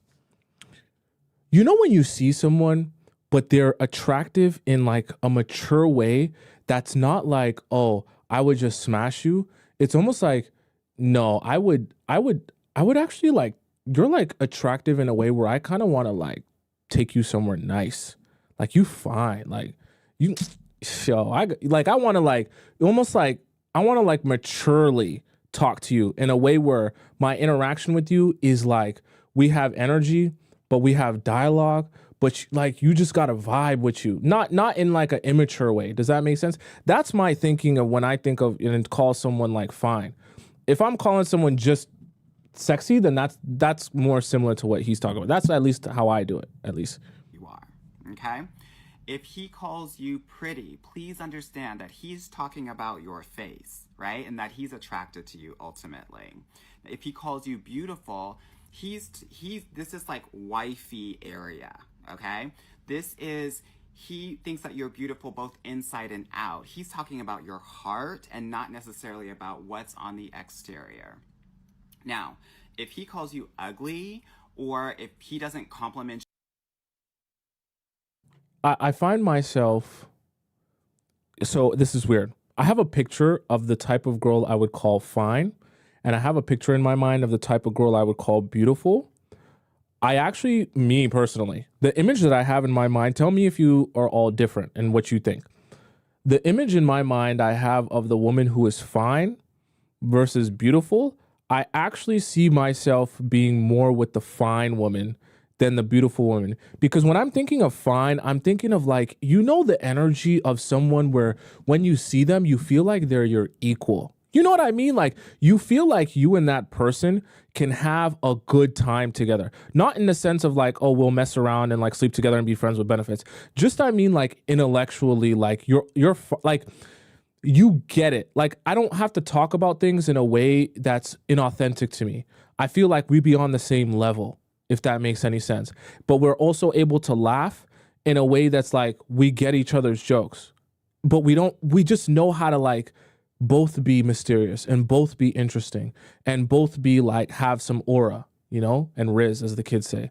That's what I think about fine. Beautiful is a little bit different. You know what I mean? You at all, please understand that you're probably out of his league and he's trying to humble you. Men really try to save face and don't really want to hurt women's feelings. And so if he's calling you ugly, please understand that he's going out of his way to knock you down a couple notches. Okay? And then finally, if he's calling you gorgeous or stunning, girl, he's probably gay like me, girl. No, Yeah, so I would say, because someone asked me, so what is beautiful and attainable? No, I think beautiful, like he mentioned, I would be more referring to like the person that you are if I'm saying that you're beautiful. But unfortunately, if I'm saying you're beautiful from the standpoint of just the overall person that you are, it doesn't necessarily mean that my physical and emotional, especially attraction, is there to you. In my imagination, the fine girl I'm more emotionally attracted to than the beautiful girl, if that makes any sense. Now, all of these are just semantics. For every guy, honestly, it's probably a little bit different. I'm just telling you from my own understanding. I'm thinking when I'm visualizing the fine girl, I have like a very clear visual. I'm thinking of a girl I'm more physically and emotionally attracted to than the beautiful woman, because it's able to recognize that someone has beauty within them and inside them. But that doesn't necessarily mean that draws me into the point where I want to be with you, if that makes any sense, right? I'm 39. I had not been on one date in 2 years. Then I invested $10,000 into my dating coach. Shout out to Anwar White. You see how expensive not decentering men is? Wait, what? $10,000 is so that was the guy before Anwar. Damn. I'm 39. I had not been on one date in 2 years. Then I invested $10,000 into my dating coach. Shout out to Anwar White. $10,000. Okay. You see how expensive not decentering men is? I've been telling you all forever. The advice certain people give you is calculated to mislead, but you keep running from pillar to post looking for somebody who can promise you the secret sauce. And as this woman proved, they know you're vulnerable and they're going to feed you to their pipeline of nonsense. So she says in a different video, through Anwar, she went on 170 first dates. Now, I don't know, because it wasn't clear from the video whether these were men she met through him, men she met on dating sites that he gave some insight into. But come, sisters, let us reason together. What I do know is that these 170 men were not vetted. Their criminal background hadn't been looked at. Their proclivities hadn't been examined. He couldn't promise they weren't violent. And above all, these are not men who are viewing you as the prize because you're paying 10 grand to meet them. Y'all keep falling for the same con because you would rather believe a pretty lie than an uncomfortable truth. These figurines are so beautiful, but they're fake. They're plastic. And that's what a lot of you all are going to end up with if you don't cut out this nonsense. I'm not fussing with everybody. I saw you all in her comments. Good job. Most of the girls are like, this is ridiculous. 10 grand for a man? A man should be seeking you at the very least. And why aren't we investing that money into self-improvement, into education, lifestyle, hobbies, owning property? I mean, we are about to hit a major recession. In fact, it's already begun. Save your money. From what I've seen of Anwar's content, it's ear candy. I mean, I haven't seen it in a while because he did block me. I guess people who are saying decenter men giving you the real stats on the fairy tale are going to interrupt his bag. Because I did a little math. If 1,000 Delulus give him 10 grand a piece, baby, that's $10 million. If only 100 girlies fall for this scam, that's $1 million. For the love of God, I need you to stop enriching people who profit from your insecurities. They are going to keep telling you lies to keep the money flowing in. Literally, every video I've seen from him is the same. Oh, demographic of women that doesn't normally get attention, whether it's dark-skinned women, whether it's larger women, older women, educated women, single mothers. Oh, there's a cadre of wealthy men, fabulous men waiting to meet you. You just do these simple tricks and then join my coaching, and you're going to have access to all of these wealthy, amazing men who want to spoil you. That is a pretty lie. And just like with dealers, the first hit's free. But if you want that validation to keep on coming, if you want him to keep feeding you more of that affirmation, apparently it's going to cost you $10,000. You may not like this uncomfortable truth that you're more likely to be unalived or your children harmed than you are to meet Prince Charming out there on dating sites, but at least it's free. And beyond that, it's proven. Okay, here's the thing. Chat, one thing you'll learn about me as time goes on, if you haven't already, is my MO is never going to be to talk about what I think other people should be doing with their lives. If you guys come to me, you ask me for my advice, that's one thing. But hey, if Anwar is charging $10,000 and some women think that that $10,000 is going to solve their problems and help them find the man that they need, more power to them. It's not my place to tell them how they should operate, live their life, and the difference between right and wrong. Because I'm sure there will be lots of things that if they saw what I did or how I go about my business or how I go about helping you all, they might say, hey, that's the wrong way to do it. You shouldn't be doing it like that. You should be doing it like this. So I'm not God. So if that's how they want to do it, that's fine. What I will say, though, is I don't think that you necessarily need to spend $10,000 in order to see a result. Okay? Because I think when you do certain things and put yourself in the right environment, you make it easy for yourself to have success, especially in your dating life. What is the right environment, you want to ask? Well, we'll tell you what the wrong environment is. The wrong environment, in my estimation, would be dating apps like Tinder, Bumble, Hinge, all that other stuff. Because when you're getting on those dating apps, you're actually putting yourself in the environment of all the men who want the path of least resistance.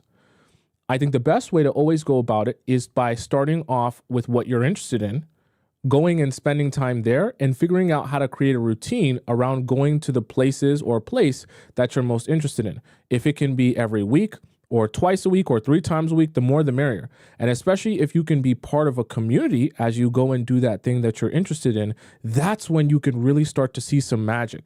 Because the community aspect of seeing someone on a reoccurring basis is really the key element to low pressure dating, because you don't have to rely on, oh my gosh, like, are we going to plan this to go out to the sushi date today or whatever the case may be? You can get to know someone simply for who they are and figure out if you have a vibe in person first. And then from that vibe in person, you can take that to a date. That's actually the secret behind why run clubs are such a successful place to meet people that you want to date. And you don't have to be a fitness freak to go to a run club. You can go to a run club and walk. It's the fact that the run club is scheduled and organized every single week at the same time, and that you go there and you're seeing the same people over and over and over again in a group and in a community. You have some of your friends there, some of your girlies there. You'll have some people, some guys that you've met there. There'll be some people that you vibe with, and you kind of build an expectation every week. I'm going to see them and I'm going to be able to have more conversation with them, going to be able to get to know them well. Not to mention, you also get to start off your conversation from a place of shared interest. Why you came to the run club, how you know you are interested in fitness or interested in whatever the thing is that this community is about, right?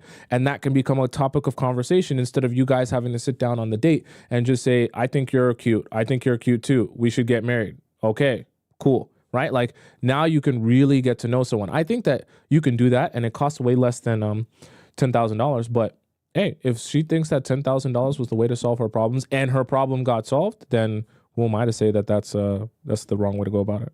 Let him suffer. And people get so angry at me when I say this, but I don't care. Men don't fall in love with women based on all the things that she did for him. She cooked for him, she cleaned for him, she moved across the country for him. No.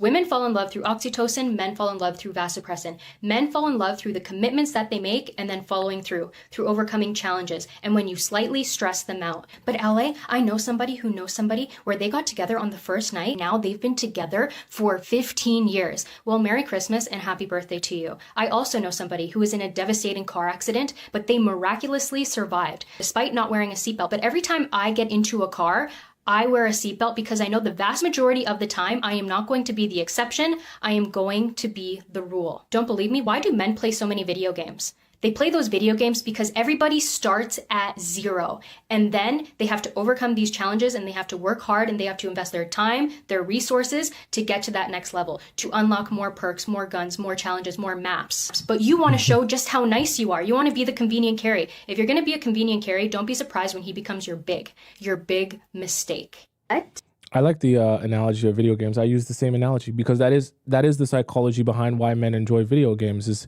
the ability to start from zero, level up, get better, and then essentially your respect in the game, your skins in the game, however the kids do it nowadays, becomes an example of how much work you've put into the game.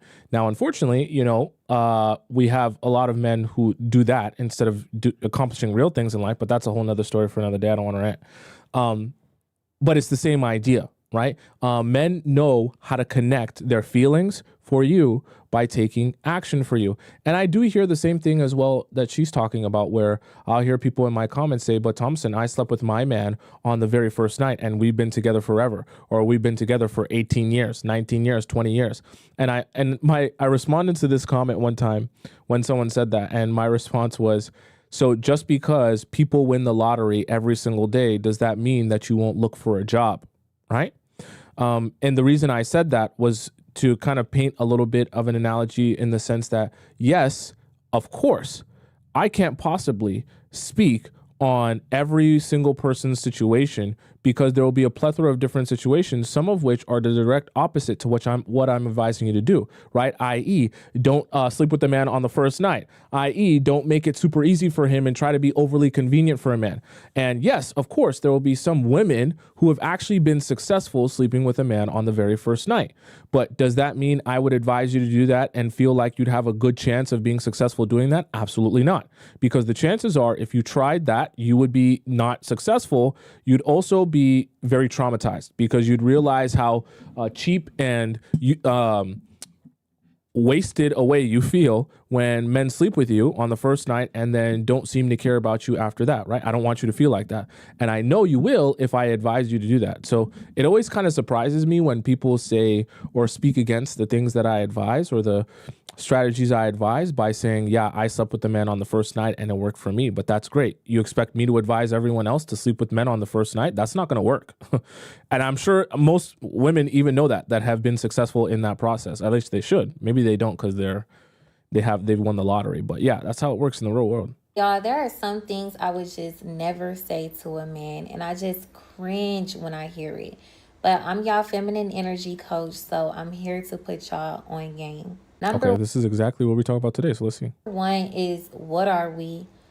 Are we going to be in a relationship? Where is this headed? Never, ever, ever give the man the power to dangle commitment over your head. You have the power to set the tone, the dynamic, and the pace of every interaction that you are ever in with a man. That man needs to be pulling out his best tricks to try to tie you down, because he don't want any other man to have a chance with you. I would never tell a man that I don't need his help, or make it seem like I'm just so independent and that he couldn't do nothing for me. Literally, no. Baby, can you help me? That's how I am. You need something? Yes, I do. I'm quick to play the damsel in distress, because that's how you can see if a man actually cares, if they're willing to go out of their way to help you in some type of way to improve your life. And the only men who don't want to improve your life are men in their feminine energy. Masculine men feel good when they help women. They feel good when they get your appreciation for allowing them to take something off of your plate. Acting like you're too good to receive a man's help will repel true, healthy, masculine men. And you will attract a lot of takers and a lot of feminine men and a lot of men who want to do 50-50 with you because they like, shoot, you got it. I 100% agree with this, because for me as a man, if I like a woman, there's a special feeling for men that we get when we can help a woman. It doesn't even have to be something very large, but that we do something or make her life easier. Like it feels for a man like you're serving a purpose, right? When you're doing something for a woman and putting things in her life or doing things for her that either one, she couldn't do for herself, or you're just making her life easier in a way where you know you impacted her life because you were there or because you were around, right? It's honestly a very good feeling as a man. So if we like a woman, that is 100% true. So you have to kind of work with that. But obviously, if he doesn't like you or he's just trying to use you, then it's very different. So get that straight as well. Would never tell a man anything negative about another woman, because it literally gives that you're threatened by that woman, that you're insecure, that you're looking for approval, external validation, that you need some type of reassurance in your position instead of just knowing that you're that girl. You never got to talk down on another girl. I would never tell a man that I'm leaving if I'm not. Constantly threatening a man with you leaving him alone and you never do is only making yourself look like a fool. They are not going to take you serious. They're going to keep playing with you, and your word means nothing. You increase your confidence when you recognize that your word is your bond. So be very careful about the things that you say. Say what you mean and mean what you say. And if you're going to tell somebody that you are leaving, then you need to be prepared to leave, because the moment that you don't and you come back or whatever the case may be prepared to be played with for the duration of your relationship. I will never tell a man the same thing. I agree with that because because as a woman, your job is not to scream and yell and to beg for things, right? You should be able to say, hey, this is what I expect. This is what works for me. This is what doesn't. And your man listens to that, not because you have authority over him, but because he respects your opinion, he respects your perspective, and he understands that you mean what you say. That is what really and truly allows you to be in your soft feminine, even when you're upset, and address things in a way that doesn't require you to like scream, yell, go crazy, and crash out, right? When guys don't take you seriously, that's when you have to scream, yell, and crash out in order to get something small, because the guys feel like, well, it doesn't matter. If I do what I want or I do what she wants, she's still going to be with me. And once you get into that cycle, you're cooked, right? That's the same reason why I always tell you guys, if you ever make the mistake of going on a first date, and the first date you're talking about, oh, I never sleep with men on the first night, I'm not like all the other girls, I'm so much more different. And then that same first date, you sleep with him on the first night, or the second date, you sleep with him very early on. After you say that, might as well go ahead, wrap it up, delete his number, never see him again, never speak to him again, because you've just wasted away a perfect opportunity to show him you mean what you say by doing the exact opposite. Now you've shown him firsthand that when you say you'll do something, or you'll say you're a certain way, or you say whatever, it means absolutely nothing. That's not good for men at all. Over and over. And that damn down Julio made me. Who sent this to me? You guys trying to be funny? You guys trying to be funny by sending this to me? What do you think this is? Why did she make this video? This video has 100K likes. This video has 100K likes and 9,000 comments and 5,000 saves. What's going on? What's going on? Is this some sort of like, this is a community of people who really want a Nigerian man? Literally in the comment, people, I need a Nigerian boyfriend. I need someone honest. Someone said it's like you've gone mad.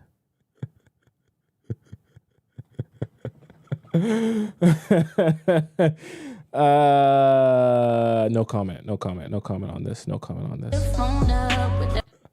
If you get a man drunk enough, he will tell you the truth about anything. So I need to tell you guys the truth that was admitted to me by this man who was drunk like 3 weeks ago, and we were just having a regular conversation. I haven't been able to stop thinking about it, because he basically blatantly admitted that the reason why him and so many other men are jealous of women is because they feel like women can control their lust, and they feel like men are controlled by their lust. When he admitted that to me, I was not surprised. I been knew this about men, but what was surprising is what clicked in my mind after. And basically what clicked in my mind after is that religion is a lustful man's tool to control women, because women are not controlled by their lustful urges or their sexual desires. And men know this. Deep down inside, they know this. Whether they want to admit it or not, doesn't matter. Men realize that women can control their lust and they can't control their own lust. So what they decided to do is, in order to have a sense of control and power, they decided that it was women's fault that they're so lustful, so it's women who must be controlled. And as someone who used to be in a religious community, in a religious family, and like heavily involved in religion, I can tell you from experience that the more religious a man is, the more lustful he is, typically. Because lustful men need the fear of God in their hearts. They need the fear of punishment. They need the fear of hell and fire in order to not be disgusting animals. They know that their lust is disgusting. They know that their sexual urges are weird. They know this. But instead of reflecting on what they can do to be better and how to express their sexual urges in a healthy, creative way, they've decided that women are the ones to blame, and that in order for them to avoid being controlled by their lust or by their sexual urges, they need to control women. You know, this actually makes a lot of sense when I think about my dad and my upbringing, because my dad was a very controlling, obsessive, religious freak.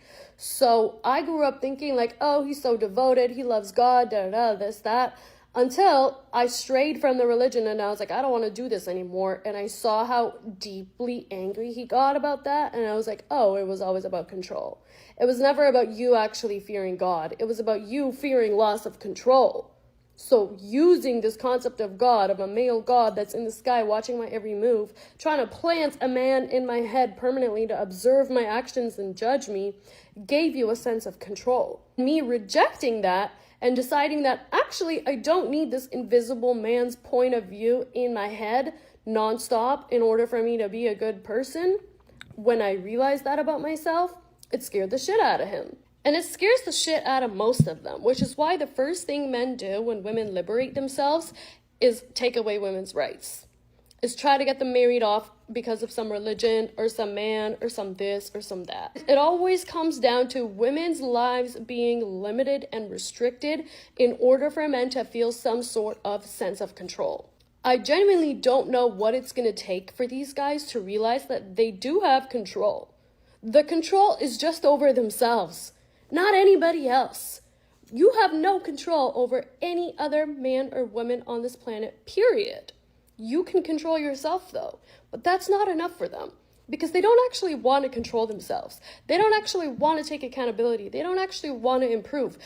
Here's the thing. And I appreciate her message in what she's saying here. And I know she's not making a general statement about everyone and everything who's religious. Everything and everyone who's religious. I understand that. Here's the thing though. I think that one, obviously, not in every case where a man is religious, it's necessarily because he is fighting his own lustful battles. There's plenty of people who are religious. I think, honestly, what she's discussing are more minorities than they are majorities. Because I think that in a lot of ways, religion can be instilled in you from birth. And then that can be something you pass on, to your children because it's something that you just grew up with. So I don't think that there's a whole bunch of men out there that are just fighting these lustful battles with themselves and things like that. I think there are a good amount, but I don't think that it's necessarily the majority. Like it's like so bad that it's just like the difference between life and death or whatever, how she's kind of describing it. Number one. Number two, I also think that the concept she's discussing is applicable to every other aspect of human beings. Let me explain what I mean by that. When you want to lose weight, you go to the gym, right? Most people, in fact, majority of the world understands the concept that if I feel like I'm overweight, all I have to do is eat less food and go to the gym and burn more calories. Pretty much all of us that are adults understand that simple concept. However, within that umbrella concept that if I want to lose weight, I eat less food and go to the gym more and burn more calories, there is so much information and so many things at play that sometimes it's a lot harder to just go to the gym and do that the way you're supposed to do it to get your end result. That in the process of trying to get your end result, you might hire a trainer that will help dial in your workout routine so that you can burn calories efficiently. and help you dial in your diet so that you're eating the right things and motivated. And one of the most important things about human beings that maybe we may or may not realize, the accountability aspect of working with the trainer. That when you go to that gym, you have expectations on you of what you're supposed to be doing and what you should have done since the last time that you saw your trainer, right? So you understand in your mind, I'm going to go see my trainer on Wednesday. One, I better show my butt up because my trainer is expecting me to be there and he's going to call me or text me if I don't show up. And number two, anything that he told me to do, stretches or whatever the case may be, I better make sure I've been doing that, because if I go to the gym and I'm weak, or I go to the gym and I haven't been doing what I'm supposed to be doing, he's going to know and he's holding me accountable. So religion can also serve that same purpose in my estimation, in a way of not just, oh, I'm controlled by my lust and I can't control my lust if it isn't for God or my religion, but also a way to keep yourself accountable to someone or something outside of yourself, right? Even keeping yourself, even not just accountable to God, but your community of your brethren, right? That are around you, that you know we're all supposed to meet these same expectations, so I have to pull my weight as well. That community aspect of churches and religions and mosques and all the other religions, right, also creates a sense of accountability to something, to someone, to a community, to a religion, that then pushes you and motivates you to be more disciplined than you otherwise would have been if it was just you and yourself. Because it's easier to lay in bed and not do anything and not go to the gym and eat whatever you want when it's only you that you have to be accountable to. But the moment you have a partner or a girlfriend or a guy friend that you're supposed to go meet at the gym, all of a sudden, the days that you felt like not going to the gym, you're more motivated to go to the gym, not because of your own motivation, but because you understand someone has an expectation of you to be there and do the thing. So there's a psychological element to that. Does that make sense to you guys? Or are you guys like, Tomisin, what you're talking about makes no sense. This is so dumb. This has nothing to do with relationships. Anyways, let's hop into our next segment of the show here, okay? For those of you who are new here and have no idea what I'm talking about or referring to, you might be a little bit confused, but don't worry. Don't worry. You won't be confused for long, okay? I want you to spam up in the chat if you know what's coming, okay? If you're an OG Players Club member, okay? Don't look at your clock. Don't look at your watch. Don't look at your phone. Don't look nowhere else in your entire home. If you don't know the time, I'm going to tell you the time. Chat, should I do it loud or quiet? Chat, should I do it loud or quiet? Should I do it loud or quiet?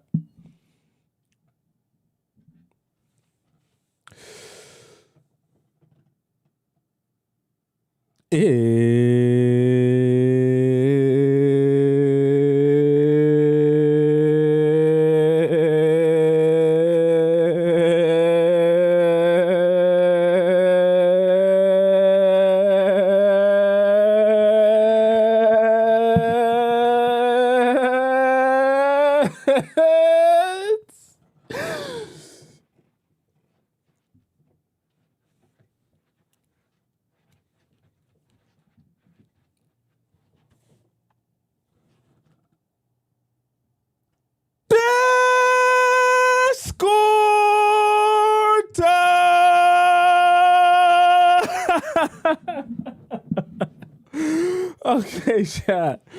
Okay, chat. All right. Enough silliness. All right, let's hop into our Discord section of the show. For those of you who have no idea what I'm talking about, Discord times where all the amazing members of our Players Club Discord community get an opportunity to ask me a question about their relationship or situationship, and I answer it live on the show. Now, I'll tell you how this kind of works because there's 3 different ways for you to submit your question, and I'll explain all 3 right now. So the first way to submit your question is by going into the link in my bio on TikTok or in my description if you're watching this on YouTube.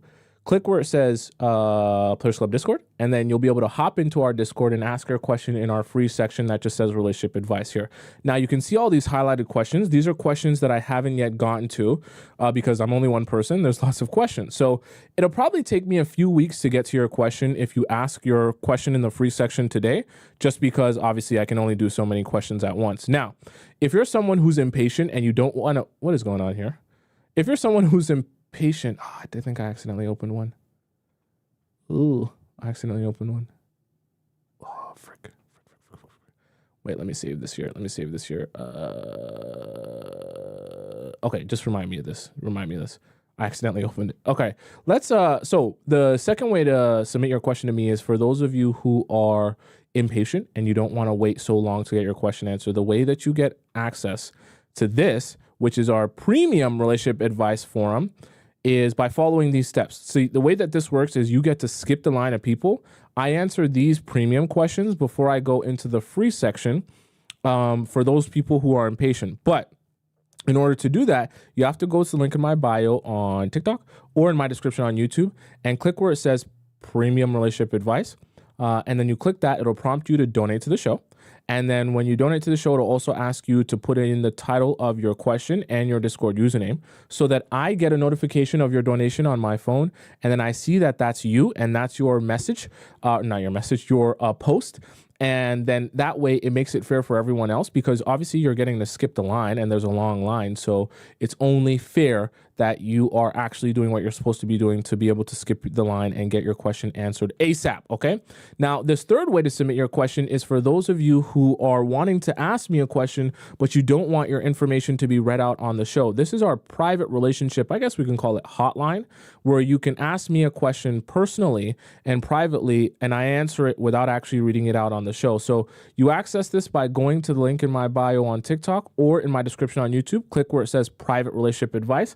I think it's the top one. And then when you click that, you'll be able to ask me a private question as long as you want, as many details you want, send it in to me, and then I'll respond with a voice message, usually 8 to 10 minutes long, addressing your situation, giving you advice on it or perspective on it if that's what you need. Lots of people use that. I've been grinding the personal and private questions. I've been grinding those. Lots of you love that one. All right, let's hop into our first question of the day. This one, I already did that one. Yeah, I already did that one. Just making sure. All right, so we're starting. Whoa. Oh boy. All right, so we're starting with Sis. Sis's question is recording pineapples. For those of you who are new here, pineapples is SEX on the show. So, oh boy. Okay, let me make sure we're on the right. There we go. Make it the right length for everyone. Okay, so Sis says, hey Tomisin, my boyfriend asked if he could record us sleeping together. That's what pineapples is. I said no the first few times, then once I felt like it, I allowed it. We take them on my phone and I only send them to him on Snapchat, but I feel a bit uncomfortable with him having them. Then why do you send them to him? It's not that I don't trust him or anything. It's just that I feel like now, whenever he wants to have pineapples with me, he can just wank himself off instead of putting in the effort to see me. That's actually, that's fair. That's fair. He still puts in so much effort to see me and take me out, regardless of whether we have pineapples or not. But I'm just worried his behavior might change in the future. So I also just don't feel comfortable with those videos being on his phone. I know he would never show them to anyone, but I feel like they are private. I also don't want him watching corn, though. I'd rather him watch our videos. Do you have any advice? So this can be a slippery slope for a lot of people. I will say this. So I think, Sis, what's best for you to do in order to curb your anxiety, because I really can't curb your anxiety on this because I'm not him. The best way to curb your anxiety on this is to have an open, honest conversation with him about this topic. What I mean by that is you have to ask him straight up, like, what is the reason that you want the videos for? Do you wank yourself off to them when I'm not around? Okay, tell me, like, do you feel like in terms of like the ratio of wanking yourself off to our videos versus corn, what is that ratio? Are you still wanking yourself off to corn, or are you only watching our videos? The reason I say this is because he's the only one that will really have these answers for you, right? Is he using them as a replacement for corn? Is this what he feels he needs, like when you're not around? Like, how often does he use this, right? There's another question or conversation you can have with him. How often is he using this? Is he using this just on the days he's not seeing you? Is he using this even the days that he does see you? Like, what's the frequency in which he's watching the videos and why? Does he just have them on his phone and casually look at them when he wants to look at them? He will have all of these answers, and I think that the best way to get clarity is by asking him. Then from there, you can decide how you want to proceed. For example, if he says to you, yeah, honestly, I would rather watch our videos than watch corn, because I like, focusing and just thinking about you instead of like looking and focusing on other women. If you feel like that's a justified answer and that's cool with you and you like the idea of him watching you guys instead of watching corn, then perfectly fine, right? Now, here's something that if you want to come to a compromise on so you feel less uncomfortable, maybe you can. You might say, okay, when we do it, when you do film me, whatever, just don't film my actual face, because I would feel more comfortable if like my face wasn't in the videos. And you can also confirm, see, this is the thing. If you're taking the videos on your phone, you can also confirm that your face isn't in the video by looking through it, watching it back, and then cutting out any parts in which your face shows. Then you can send him the version which your face is not in it. Then at least you can confirm that what you're getting is literally just my body. You're not going to be able to see my face at the very least, if that makes you more comfortable. Now, also, you have to ask yourself, are you actually comfortable with this or not? Because you're talking about this topic as if you're still on the fence about it. So I know you're saying you were okay with it, which is why you said okay, but did you say okay because you were like, okay, this makes him happy? Or did you say okay because you were actually into it? Because there are some women who are actually into it, like it turns them on. So like when their guy's doing it, they're like, yes, let's go. Yeah, let's do this.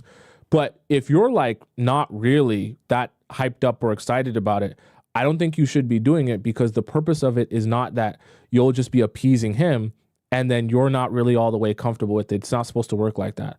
So you have to also have an honest conversation with yourself, because sis, I think you're asking this question as if you want me to answer for you whether you should be comfortable or not, but I can't have that answer for you. You have to answer for yourself whether this truly makes you comfortable or not. And if it doesn't, then you have to have an honest conversation with your boyfriend that it doesn't. I can't tell you the difference between right and wrong, because the reality of it is, if he's your boyfriend, you can do it and there's nothing wrong with it. And you can also not do it and there's nothing wrong with it. This is really about preference. So your answer to your question is really, do I feel comfortable with doing it? And what is my version of feeling comfortable with doing it? Is it that my face isn't in it? Is it that we film it from a certain angle? Is it that we only film it in particular positions? Is it that I want his face to be in it or him to be facing the camera and my back to be turned to camera? Whatever the case may be, right? And those are questions you have to answer for yourself in terms of working with him on how you guys are going to go about this in a way that both of you feel good about this process, not him feeling good about it. And then you're kind of like, oh, I don't know if I like this, right? It's not a question that I can really answer for you on whether or not you should be comfortable with something. So those are questions to ask in conversations that you should be having with them. And then from there, you can kind of go from there on what you feel good about and what doesn't work for you. Okay. Okay, another question from Princess in 4D. Help with questions / clarifying. Hi, Tommy. Thank you for answering all my questions and always being so helpful. I just want to clarify things. I noticed girlies in the chat saying I'm embarrassing and allowing myself to be treated poorly. That is just not the case. There has been extenuating circumstances in me and Ghanaian man's case that have put me in the thought process of staying with him. In fact, I have left twice. However, with the advice of Tommy and my own judgment, I decided to stay. I want to clarify that if Tomisin told me he thinks I should let it go, I'm always more than willing to walk away, which is why I come here for advice. It's not easy to see things clearly when it's just you analyzing the situation. Also remember, Princess in 4D, some people are watching the show for the first time or aren't caught up on your entire situation. So they're watching one question without void of context of everything else that's happened since the beginning of your situation. So that's number one. Number two, even the people that may have watched other portions of the show or other questions that you've had may either forget about your situation or just misremember it, right? So you also have to be factoring in that when you're hearing people make their slick comments, because like they're not always going to have the full context of everything that's going on with your situation, right? I at least remember what has happened and transpired, which is why I'm addressing it a little bit different. With that said, I also want to clarify that I'm not having pineapples with him this Friday. I'm simply celebrating his B-Day with him. He is only sleeping over because he lives 4 hours away from me, and driving back here the same day would be a lot. I agree. Okay. At most, we may cuddle. I don't think I'm allowed oral yet because I still haven't met his family. Also, you guys are still in a place where there's more. You guys have to have a large discussion still. Like, you guys still have to have your 4 to 5 hour discussion before we even think about going to the oral place, because you can't do oral and then we're still having unsolved, unaddressed issues in terms of the dynamic and the consistency here, right? Which you have questions about. As of today, I met his closest friend via video and haven't seen any red flags there. The convo went well, and I plan to introduce him to my friends, given how well or not our next serious convo goes on Friday. Exactly. Furthermore, I have composed a list of questions that I want to ask him and would like your opinion on them, Tommy. Please, if you have additional ones I should ask, or maybe I should reshape them, let me know. Okay, so these are the questions.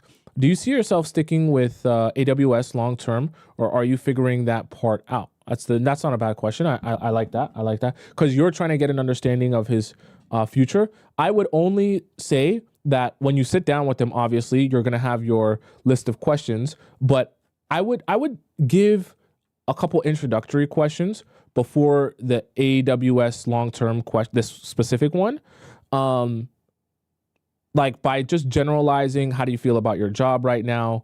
What do you want to stay there? How long do you want to be there? Then go into this, just because when you sit down and your first question is about AWS long-term, he's probably going to be scratching his head a little bit. It's going to feel a little bit more interrogational than, like, I'm just trying to understand you better. You know what I mean? So give some warm up to that question.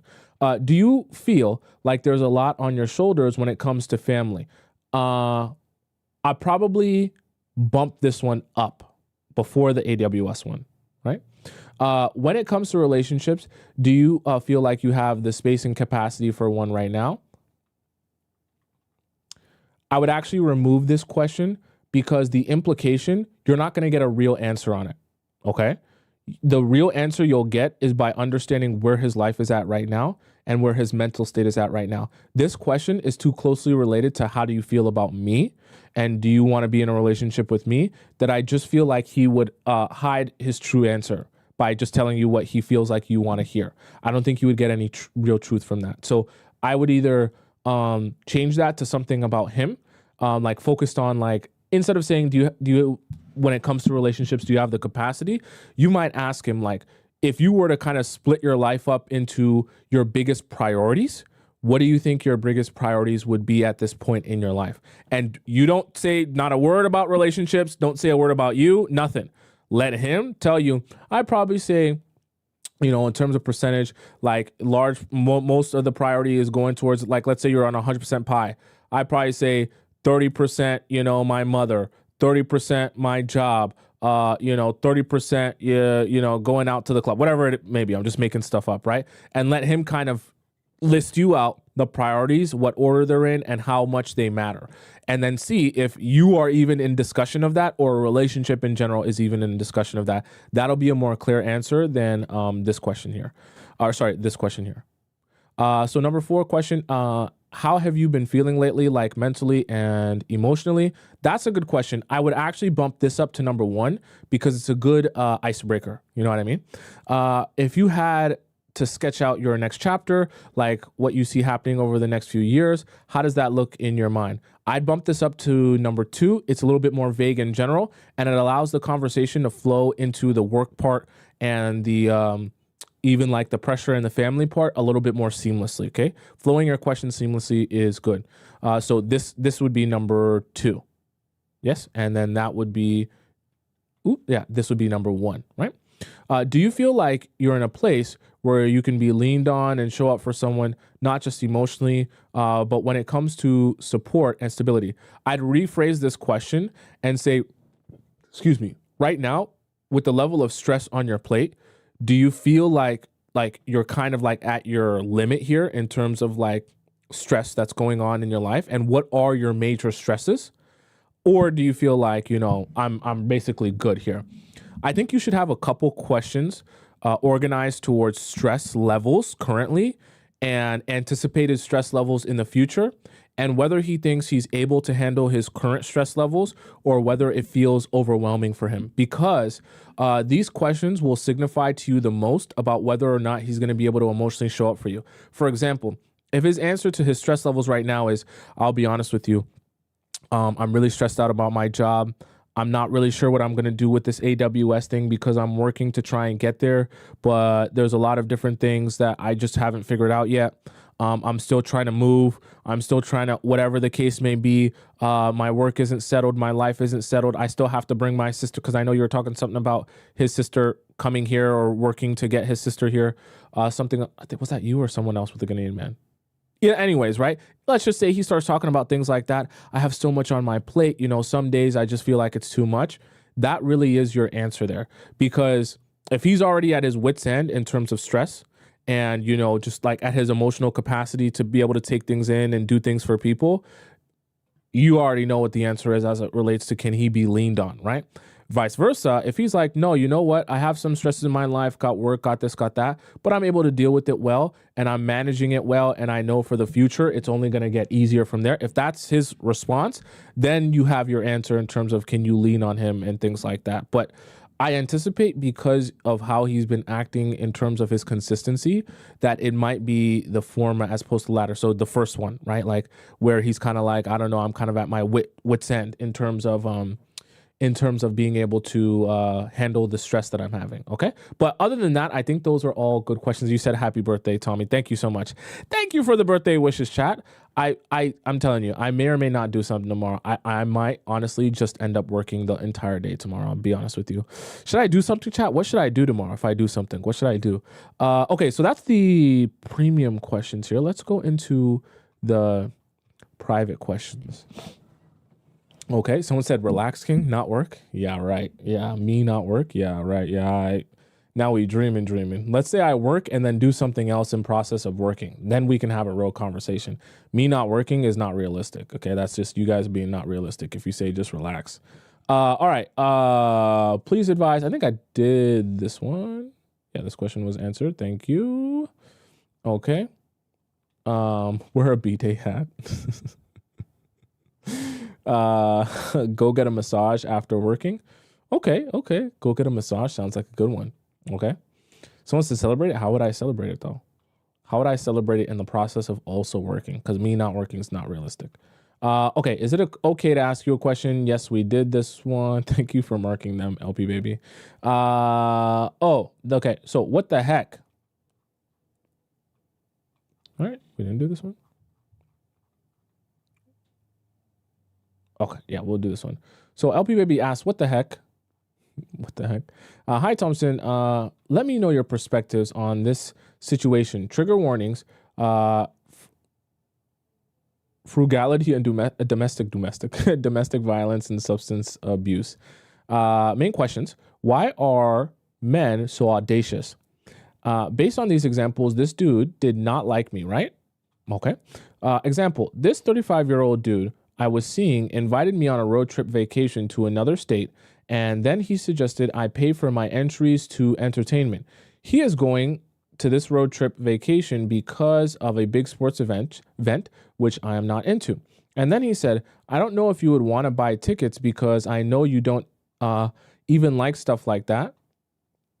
And then suggested that if I didn't want to buy my own tickets, that I can just hang out and do my own thing while he goes, to his 4-hour sports entertainment event. Basically, he just wants me to tag along with him on his trip and that I pay for my own stuff. I was thinking to myself, what the hell? Like the kids say, what the hell? And then he suggested the following. Would you be interested in buying your own flight back home? Because I need to be back early Monday morning for work and he wants to stay longer. I got a major ick because my stance during the dating stage is that the man is supposed to be courting me. Please read below. I need a man's perspective. He doesn't like me, right? If he's suggesting this type of trip, this means he either doesn't like me or that he's very stingy, right?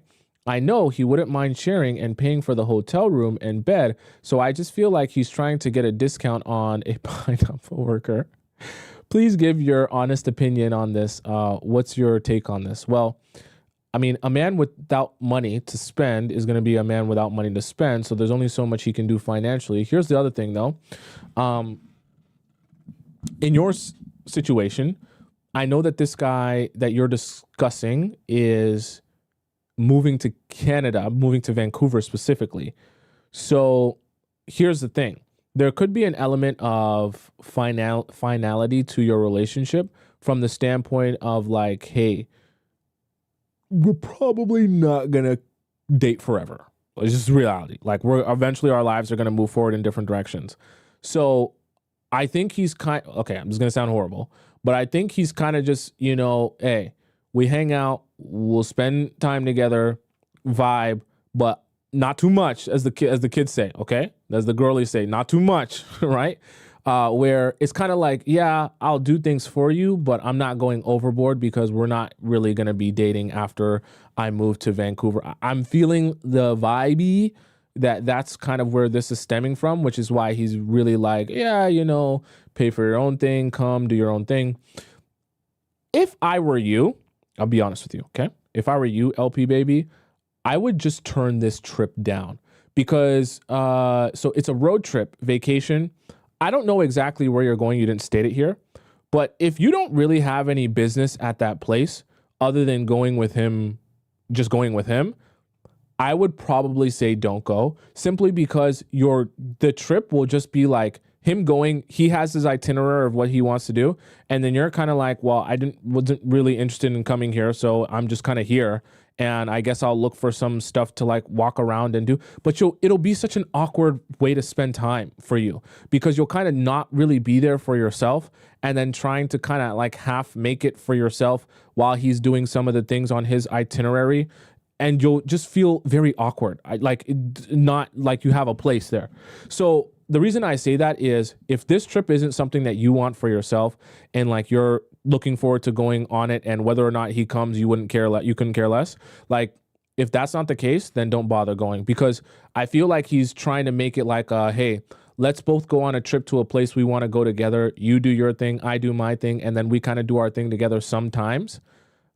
But if that's not what you anticipate or want the trip to be, or feel comfortable with making a trip out of, then don't do it. No point going and then feeling awkward about being there the whole time. It'll just be a weird vibe. You know what I mean? Example 2, trigger warning for those people, right? So for DV and alcoholism, I have been processing this for a while, and the more I reflect on it, the more I can't deny that this man is dangerous, and I would like your advice on how to gently end it. I am a softie, and it's hard. I would like your perspective. He playfully hit me twice with a small pillow when he was blackout, belligerently drunk, in a nice upscale rooftop bar when he was with his 2 guy friends. So like he took the pillow from the rooftop like bar couch. He hit me once slightly. I don't know where he hit me. It was somewhere on my body, leg, butt, back, and I looked at him and said, stop, don't do that. And he did it again. I was annoyed. What's the context here though? Like, was he doing it in the sense of like, hey, like we're joking, I'm annoying you because I just like to annoy you, ha ha ha? Or was the context like some sort of like weird, like weird vibe or weird energy? Like, was he trying to make a joke out of annoying you? Because guys do that sometimes. He was mortified when I brought it up recently when he was sober. I had to process this first, and I'm still trying to make sense of this, honestly. That's why I feel compelled to write to you. And he said he didn't remember that because he was drunk. I feel it's dangerous to put myself in a situation where he could do something to me and black out and not remember the next day, especially since he's so emotional, sensitive, easily triggered, has family history of violence. So you said it was unsolicited. Funny. Okay, I get it now. So not really a jokey joke. Also, not only that, sorry, but he was embarrassing to be so loud, cussing, yelling, and acting so belligerent in the upscale rooftop bar. It's fine to be oneself, but he made me feel so embarrassed and gave off tacky, classless, ratchet vibes that I can't go anywhere nice / upscale with him. Okay, this is a valid gripe with someone because, how do I explain this? There are some people that are like this, but their partner or the person they're with is also like this, so they work with each other. There are some people who this does not work for them and it cringes them out. So obviously you're in a situation where I'm assuming if you were drunk, you weren't as drunk as him. And it's not just that he likes to drink. It's like you're saying that he likes to drink and get, like you said, belligerently drunk, even to the point where he's blackout drunk. I'll be the first one to tell you, as someone who used to drink myself, I didn't used to get blackout drunk, but as someone who used to drink myself, this is a recipe for disaster, because the problem with this is an AA chat, but the problem with people who drink a lot, it's very difficult to nearly impossible to hold them accountable, because everything becomes, I apologize, I was so drunk. I apologize for doing A, B, or C. I was too drunk, right? I apologize for treating you that way. I was super drunk. I apologize for, being disrespectful. I was super drunk. I wouldn't have done that if I wasn't so drunk. I wouldn't have said that if I wasn't so drunk. But here's the problem with that, because the real root of the problem isn't how you treated me or your lack of understanding of why how you treated me was disrespectful or bad. The real root of your problem is getting drunk to the point where you can't hold yourself accountable, have your own morals and values, and stick to them in a way that's respectful towards me and our relationship. So the real root of the problem is not just that you get drunk, it's that when you start drinking, you don't know when to stop. So the real root of the problem is that you need to stop drinking so that you don't put yourself in a position to make the same mistakes over and over again. Because it's not about knowing that you did something wrong.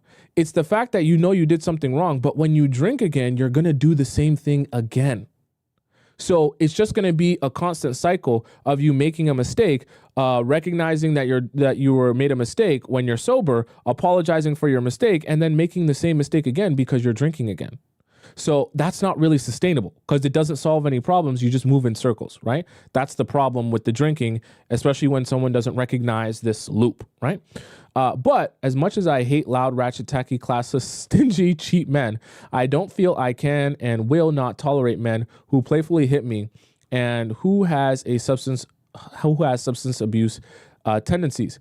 His actions are very bad, right? But I can't shake the feeling that this dude is a big liability.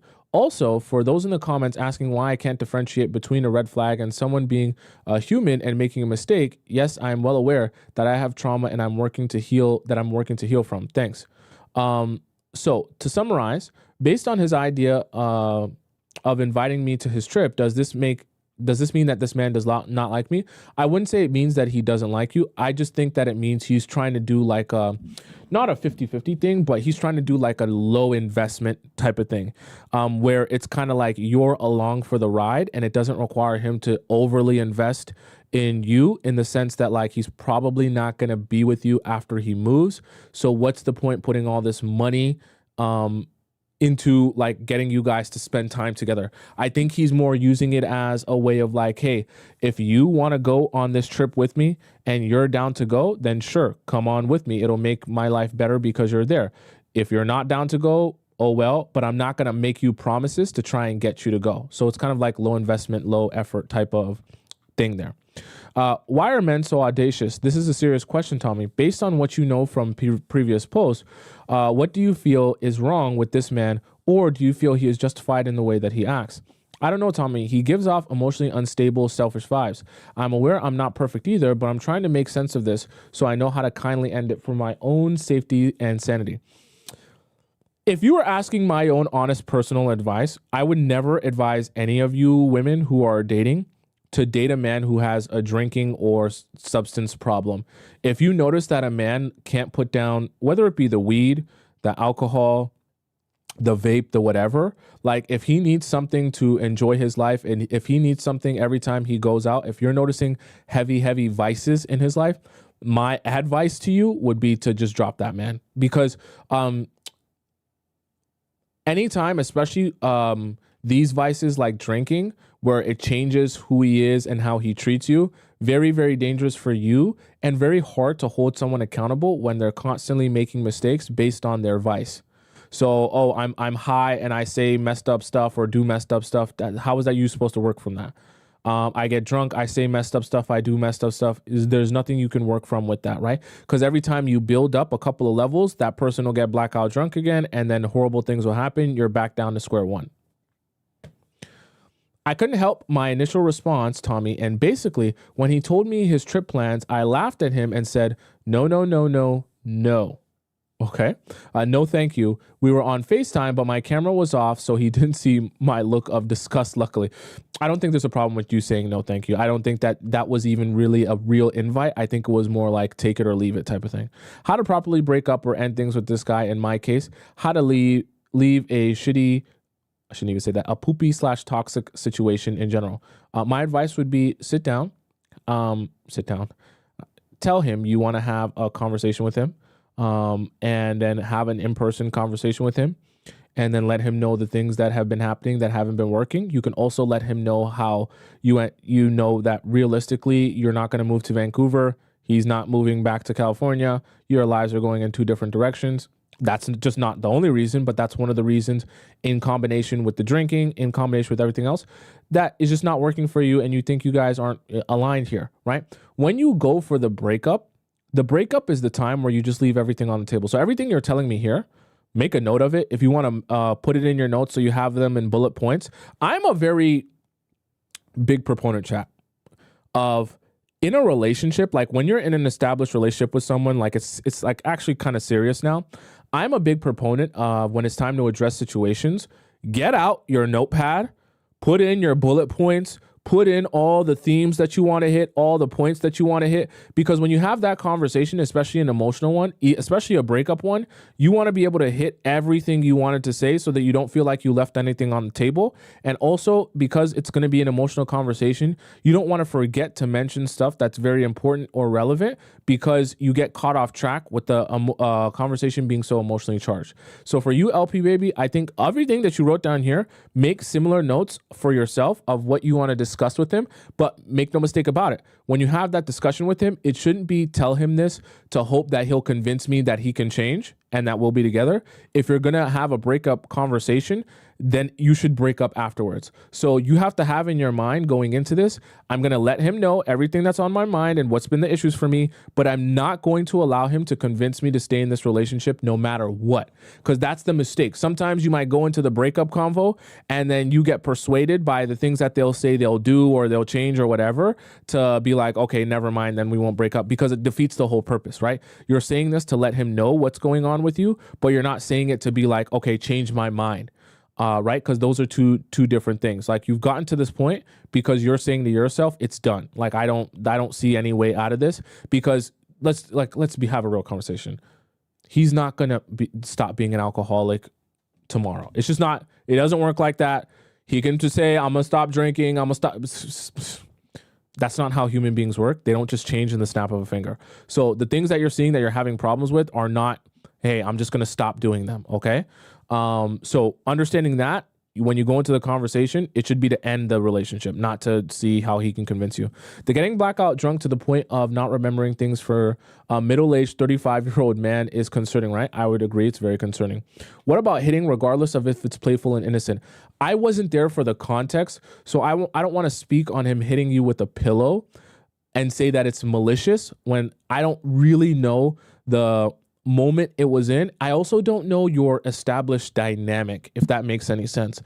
For example, there are some couples, they have really dark humor with each other. So when they joke around with each other, they're almost joking around like siblings, like the way they joke on each other. That's an established dynamic. You can't speak towards someone's established dynamic if you're not in it or know it, right?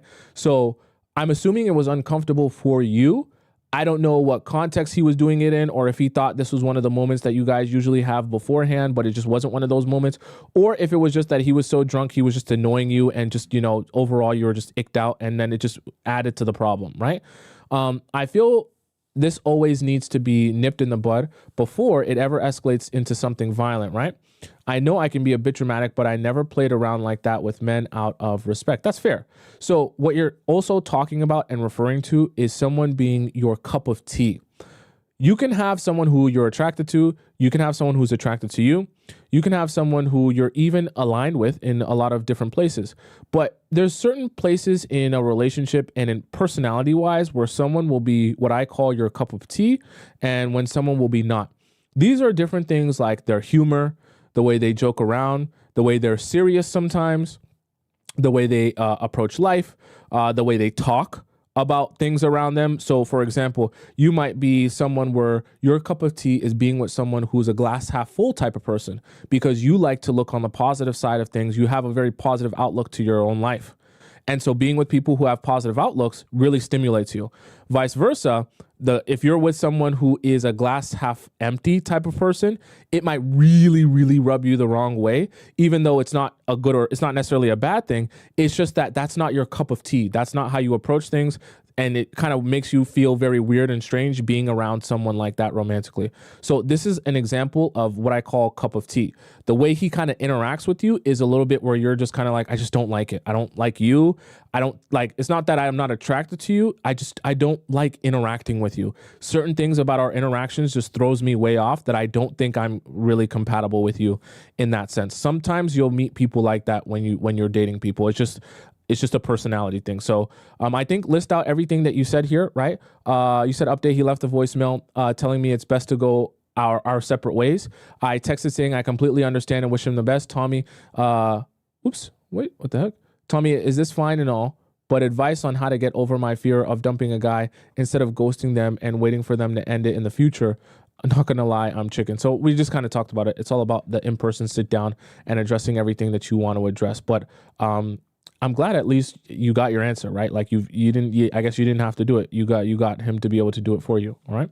Let's go on to our next couple of questions here. Let's see here. I just did this one, so I'll mark that one. Right. We did rando. I'll mark this one as well. This one comes from lovely Lisa, marriage. I'll say it. Sex advice part 2. Hello, Tomisin. 26, married to a 28-year-old man. Disclaimer, for the more graphic nature of my post, people under 20, leave now. You heard her. For context, my husband and I have been married for about 9.5 months now, dated and engaged for about 3 years, and we were both virgins until we got married as we're both Christians. Magical, fantastical. Thanks for your advice. I had deeper convo with him about his pee-pee kink and why. Right. He kept saying that he's just into it and thinks that it's kind of hot, but that he doesn't know how much he'll even like it until he tries. Right. The more I kept asking about it, he said that he does like the power and control aspect of it. He said he doesn't remember a time where he didn't feel powerful / in control, but obviously at some point in his life, he probably felt so nice.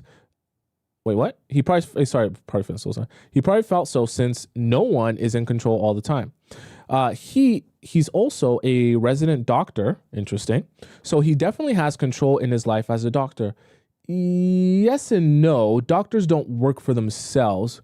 And depending on, you said resident doctor, doesn't that mean he's on call? So it's not like he's running his own business or something like that. Like he answers to somebody, right? We're both in residency training right now, him for surgery and me for radiology. He also said that he likes to feel that I'm all his and he can basically do as he pleases with me. So see, we're getting somewhere psychologically, right?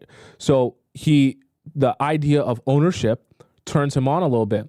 The reason I'm saying this is because with this statement, you can extrapolate some things that he might enjoy without realizing that he enjoys these things. So let me give you an example of that, right? There are certain ways you might talk to him or he might talk to you that helps him feel more like he has ownership of you, right? I'll just give you a casual example. Maybe he might like if you call him daddy, like not even just in the bedroom, just in general, like when you're referring to daddy, can you help me with this? Daddy, can you help me with that? Right? I'm just giving a broad example. That might be a version of him, you know, feeling like he has ownership over you. Let me give you another example. This is a little bit darker.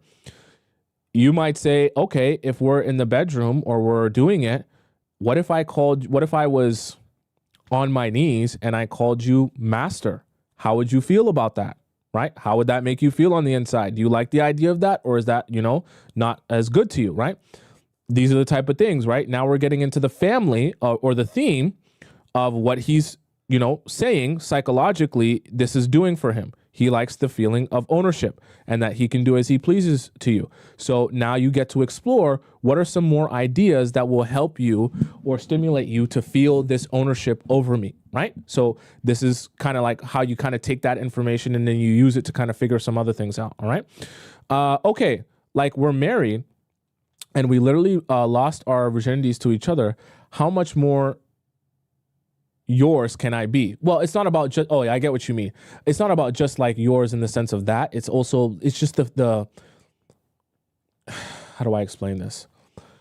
It's a man thing. Like when you feel like you just own your girl, it can turn a lot of men on, right? In the sense of like, wow, I'm in complete control. I have complete power, right? In the sense of just, power can be intoxicating. It's a guy thing. We both agreed that it probably stemmed from when he used to watch porn when he was younger. He doesn't currently watch it anymore and hasn't for the past few years as he did no fap. Okay, just means he's not wanking himself. I asked him what other things I could do to make him feel powerful, in control, and decided that I would get on my knees, give him a beat, give him head, and let him spray on my face. Let's take a second, chat. Okay, this is we're in a graphic message. Okay, let me take a stretch. Okay, you didn't say anything wrong. We're having a message here. So let me align myself properly. Okay. All right. Nothing wrong with what you said. You didn't say anything wrong. Okay, you guys are two grown adults.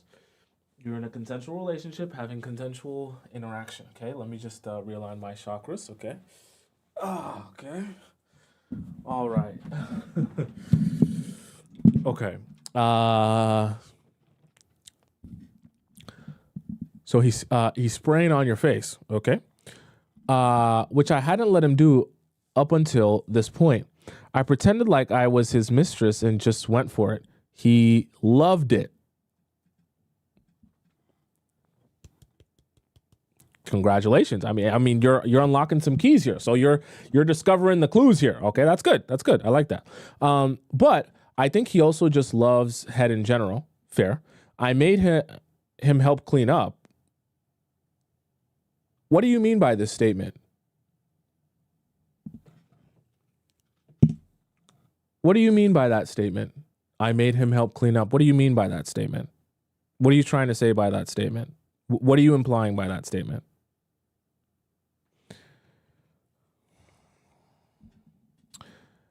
And he seemed fine for the most part, so who knows? Maybe I will let him pee on me as a surprise for our 1 year anniversary.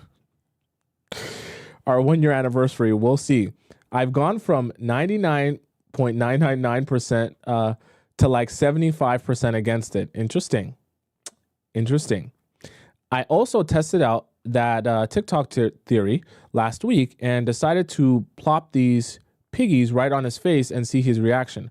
I try to keep my nails done, and he's even commented once or twice throughout us dating that he likes my nails or that I have pretty feet. So what she's referring to, that TikTok thing, is when girls will literally just randomly put their feet on their man's face and see his reaction. I believe that's what you're referring to.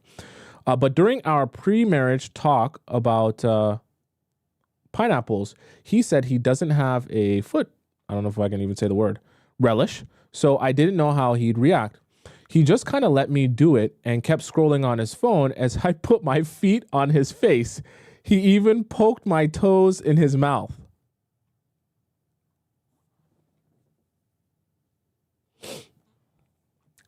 Okay. Let me tell you what might be happening here. Let's read the rest and I'll talk about it. He didn't suck on my toes or anything. He was just being normal and looking at me funny until I stopped. So I guess he passed the TikTok test. I'm not sure though, because this made me realize that I kind of want him to suck my toes. Okay, so let's have an adult conversation here. You guys both started into this relationship as virgins. So what you have to understand is intimacy can be a very strange and weird thing. You might meet someone and have in your mind certain things I would never do. Not in a million years. I'm not down for that at all. And then you might meet someone else, and then the same things that you once thought were disgusting or nasty, you're doing it with someone else and being like, I actually don't hate this. In fact, I kind of like this. And you might think to yourself, but wait, I never liked this. Why do I like this now? You have to understand, even with intimacy and even like kinks and fetishes, relishes, they're kind of fluid and it changes or adjusts depending on your level of closeness and your bond and attraction to a person. So some things that you might never do with one person, you might find yourself loving with another person. Don't think that that's strange. On top of the fact you guys are virgins, so even though you might think to yourself certain things I don't like, you don't really know until you're with someone you really like and you're really attracted to and you have a close bond with what you will do or won't do. Because it's going to sound weird, but like even as a man, you might be like, I don't have a foot fetish, but I would suck your toes. It sounds very strange and weird and it makes no sense, but you might literally be actively able to say, I'm not attracted to feet, but I like the idea of sucking on your feet. And that would turn me on, but I don't like feet in general. I just like you, so I like doing things with you that I wouldn't generally like doing. That's not a crime. And I think you guys are both discovering that part of your relationship, which is good. Okay. I don't think I have a foot relish. I don't think it will get me off or anything. I think I just find it hot when he craves me so much that he's low-key willing to do anything I want. Precisely, right? It's not really about, you don't have to worry yourself that, oh my gosh, do I have some weird or strange things that I'm into that I never thought I was into? It's really more about him and your relationship with him. But explore that. Some things you guys might both discover like, yo, honestly, I never thought I'd be into this. I'm really into it. I'll give you guys, should I give you guys this example? No, I shouldn't talk about this. Never mind. I was going to give you guys an example of my own life, but let's not do that. I brought this up and asked if he'd be down to do that sometimes. And he was just like, I guess if you want. And he just seemed very indifferent. I was like, you don't want to? And he said, just if you want. But I could tell there was some resistance and hesitation. Anytime I brought up something in the past, he's been clearly very excited, and now I think he thinks I'm weird. No, don't say that. I don't necessarily. I think you might just be psyching yourself out. I don't think if he's telling you about how much he loves piss, I don't think that he's weirded out by the fact you want him to suck your toes. Like let's be for real. Be for real. Someone said, give it now. It wasn't anything deep, chat. I was just going to say, basically, there was a girl before that when I met her, she thought the idea of calling a guy daddy during, intercourse was really, really, really weird and strange. And she would never do that in a million years. Like she thought that was so cringe. And then lo and behold, for whatever reason, it started off as a joke of her saying it when we were doing it. And then slowly but surely, it was starting to turn her on to the point where she would say it when orgasming. So it's like things can change. Things are very fluid. And she herself was like, I don't even understand why this is turning me on because it never used to turn me on. Sometimes things like that happen. It all depends on the vibe you have with someone and just the level of closeness and you guys have together. So you don't have to think that you're stuck in one place the entire time. But I want to, I lost my place. But I want to see what that feels like. What happened to happy wife, happy life? Is it too late to bring it up and pass it off as a dream? I could try to talk to him more about it and tell him how I find it really hot when he gets me so excited or happy to do whatever makes me happy. But I don't want him to feel like he can't tell me how he feels or that it's bad if he's not excited about something, even if I want him to. Throughout this past week, he's now said 2 or 3 times that I've been acting different. And every time I ask him how, good or bad different, he says, I don't know, I can't quite put my finger on it, but it's something's different. What? The only thing I've changed recently is our pineapple life. What do you think this means? I'm more open and expressive person in our relationship because he's not really expressing much. By the way, the toes and now the spray, I don't know what's going on in his mind for real. What I'll say to this, lovely Lisa, anytime we're having a discussion about intimacy, always, always, always best to be as open and honest as you possibly can. Outside, my advice to women, outside of telling a man that his PP is small, okay, that's one thing I wouldn't advise you to discuss even if you feel that way. Outside of telling a man his PP is small, I would advise you to be honest about anything you find hot, anything you find interesting, anything that turns you on that he's doing, or you would love for him to do, or you've fantasized about him doing. Have that conversation in detail. You'll be surprised how receptive, especially your man, will be to that. Well, most men, right? Because they like hearing that, but a lot of times men aren't good at extracting that information, especially if they're not like a sex therapist type of guy, if that makes any sense, right? Certain men you'll meet and they'll be like a sex therapist where they ask you all the questions and they get to know you like the back of their hand and they're so good at reading you. Some men, you kind of give them the information, you have conversation about it. Then when they learn more about you through that conversation, that's when they're able to better do what you need, if that makes any sense. So my advice is just be super honest with him and tell him exactly what you just told me about how you've been thinking about it, how it was hot for you, how that moment felt for you, and how you just kind of think it's hot when he just wants to do whatever he wants, whatever you want for you, sorry, I should say. We used to have it more often. We do have post-session talk sometimes. We used to have it more often when we first got married, and we're still figuring things out regarding pineapples. You never get to a point where you stop having post-convo sessions. Always have post-convo sessions all the time, no matter what. Like, that should be a reoccurring thing where you guys talk about the last experience, what you want to change, what is better, what is good, what is not. Keep switching things up. Keeping it hot and spicy and interesting. But now that we're more used to each other's bodies, we haven't had them as much. Then you guys need to have a sit-down conversation and have them, right? No excuse to be married and not be having post conversations about it, because that's easily how you fall into the trap of complacency, right? Do we need to do them after every pineapple session? Do we need to do it afterwards in bed or wait until later? This can happen many of different ways. You don't have to have it after every session, but so for example, every few sessions, there should be a conversation about the overarching theme the last few sessions. So I'm getting really specific, this is like sex ed. Let's say you have a session that's all about domination, right? He's dominating you, right? And then the next session you have is more like making love. And then the next session you have is some nasty, really kinky stuff. Then you have kind of a recap of how all of those different 3 sessions felt the past few times, what was really working, what really turned you on, what, was kind of like maybe next time we try something different. And you kind of recap those past few sessions. Doesn't have to be after every session, but you should be recapping most sessions. That's what keeps the healthy line of communication.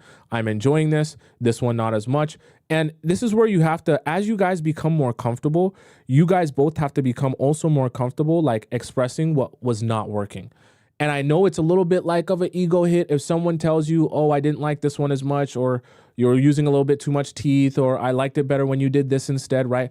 But you have to understand, like, when you get used to each other and when you're building that bond, like, neither of you should take it offensively when someone says, I like this one instead of this one, or this one not as much, right? It's it's a little bit tough to hear because it's sensitive for everyone.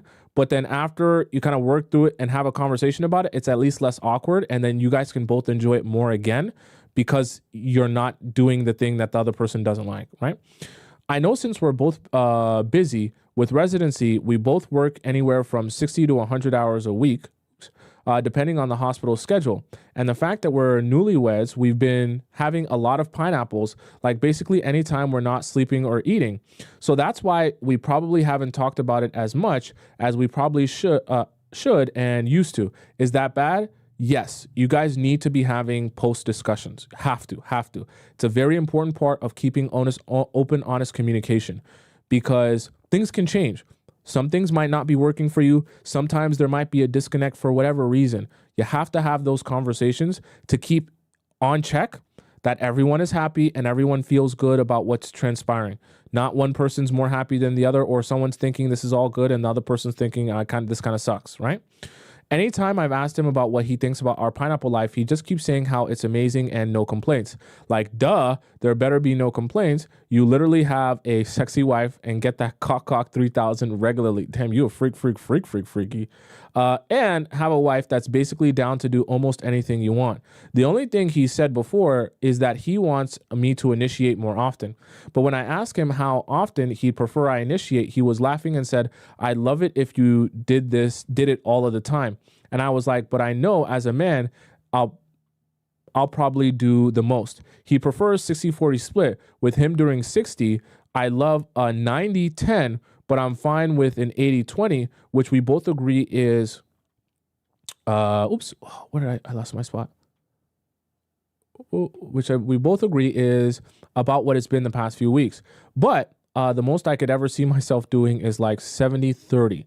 Do you think I need to do more, or is this one of those moments where you'd advise to ignore the man because they don't really know what they want? Like when they ask for more time during dates.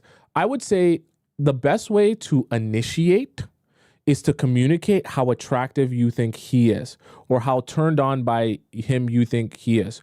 So what I mean by that, your version of initiating shouldn't be grabbing his pee-pee, like in public. That shouldn't be your version of initiating. Your version of initiating should be saying, I love the way you look in that whatever you're wearing, that suit, or you're turning me on right now and I'm so wet, whatever the case may be, right?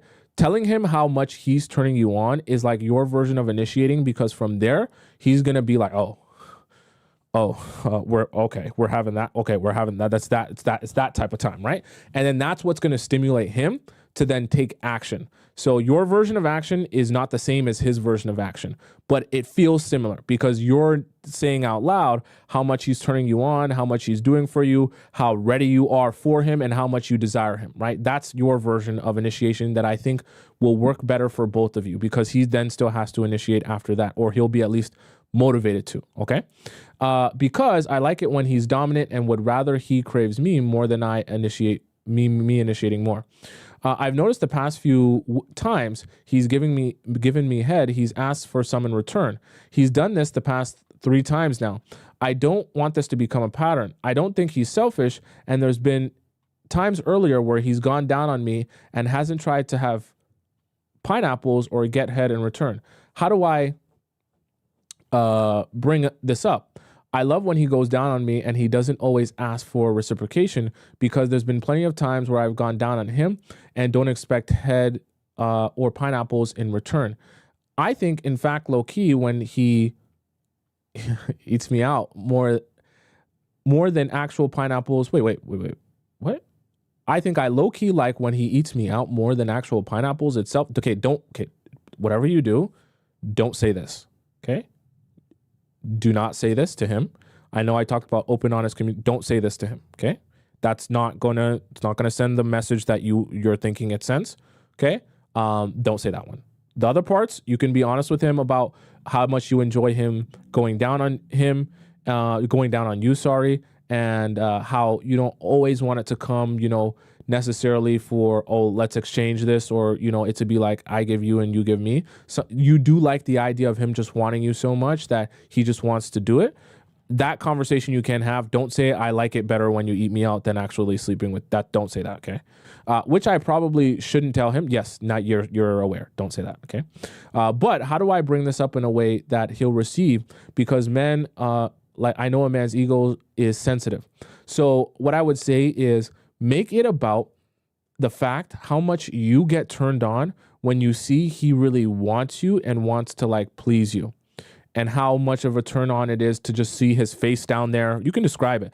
I love seeing your face down there. I love seeing when my juice is all over your face and your mouth and all that. Just make it nasty, okay? Speak about how that part turns you on. But sometimes when it's like you feel like he's doing it just to receive his in return, that doesn't turn you on as much. You like it just being about him just like wanting to just ravage you like an animal, if that makes sense. That's the way you kind of speak in man's language. Regarding your advice on how to ask him for stuff, one time before pineapples, I asked him if he could buy me this $1,100 handbag that I've been mentioning that I really want to get. He was like, you can have whatever you want, sexy. And then he recently bought me a $300 handbag that I've mentioned is cute before instead of the $1,100 one I showed him. I was still very appreciative of the gift and even gave him immaculate head afterwards to really show my gratitude. But another time before then, when I knew he was horned up, I asked him if he could move some heavy things in the garage that I've asked him a few times to move. And he was like, yeah, sure, whatever you want. And then we had pineapples, but he still hasn't done it. And it's been more like a month of me asking. How do I ask him to do it again without sounding like I'm nagging or something? I know you've always talked about using pineapples to get men to do what you want and training them like dogs. How can I get him to do things or give me money? Well, you don't even have a money problem. You're a doctor as well. But I think that him getting you the bag is, I'm not going to say it's good enough, but like that is, you're on your right track, right? You don't want to push too hard for certain things because then it's gonna come across weird. You know what I mean? I get it. You want the bag. You got a $300 bag. I'm sure there'll be another time where you'll also get the $1,100 bag as well. You also factor in too, like, there might be certain things where he's saving giving them to you for like a special occasion. So the reason I say that is like a $300 bag you can get for someone on a, like a random Tuesday. But maybe the $1,100 bag, maybe he's taking a note of it and saying, I'll get this for our anniversary, get this for her birthday, get this for Christmas, so that I have some presents to give her. If he buys you the $1,000 bag and then he buys you the $2,000 bag and the $5,000 bag, what's left for Christmas and your birthday? What is he going to get those days, right? So keep that in mind as well.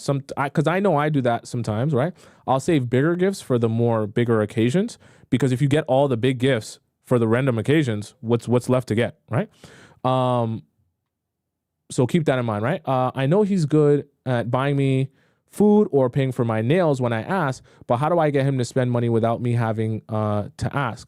He knows I love when he's a provider and pays for things, and he also knows that after residency, when we eventually have kids, I'm going to be part-time and cut down my hours and as much as possible and stay at home with the kids. We're both more traditional, and he says he wants to be a provider, but sometimes he feels like I'm having to always ask and almost like force him to be a provider instead of him naturally doing it without me asking. How do I tell him I don't like a gift or would prefer something else in a feminine way while still being grateful? First of all, I would not want you to say you're disappointed in a gift that he chooses to give you, because it doesn't send the right message. It just makes you look very unappreciative. I'd rather you emphasize the gifts that you really, really like while also acknowledging the fact that he's given you other gifts before. So this is a great way to like sneak that in. Let's say you have the $1,100 bag. Let's say it's a YSL bag. Oh no, this YSL bag is almost damn near identical. It's like a slightly different color than the Michael Kors one that you got for me. That one I love, but I don't even have a bag in this color like this YSL one. Oh, I would die to have this bag. Like adding it to my collection with the Michael Kors one that you got for me. I'm going to have all the bags, right? You see how you kind of ingratiate the gift you got for me that I love so much with this gift, which I would also love so much, combined amazing gifts, right? And you sell it, all right? So it's like, okay, I'm appreciative for what you got me. I never forget that. But I also would love this one as well. So you kind of put the seed and you plant the seed in his mind, and then you let the seeds grow, okay? The other thing when you're talking about asking him to do things, it's going to sound very shallow.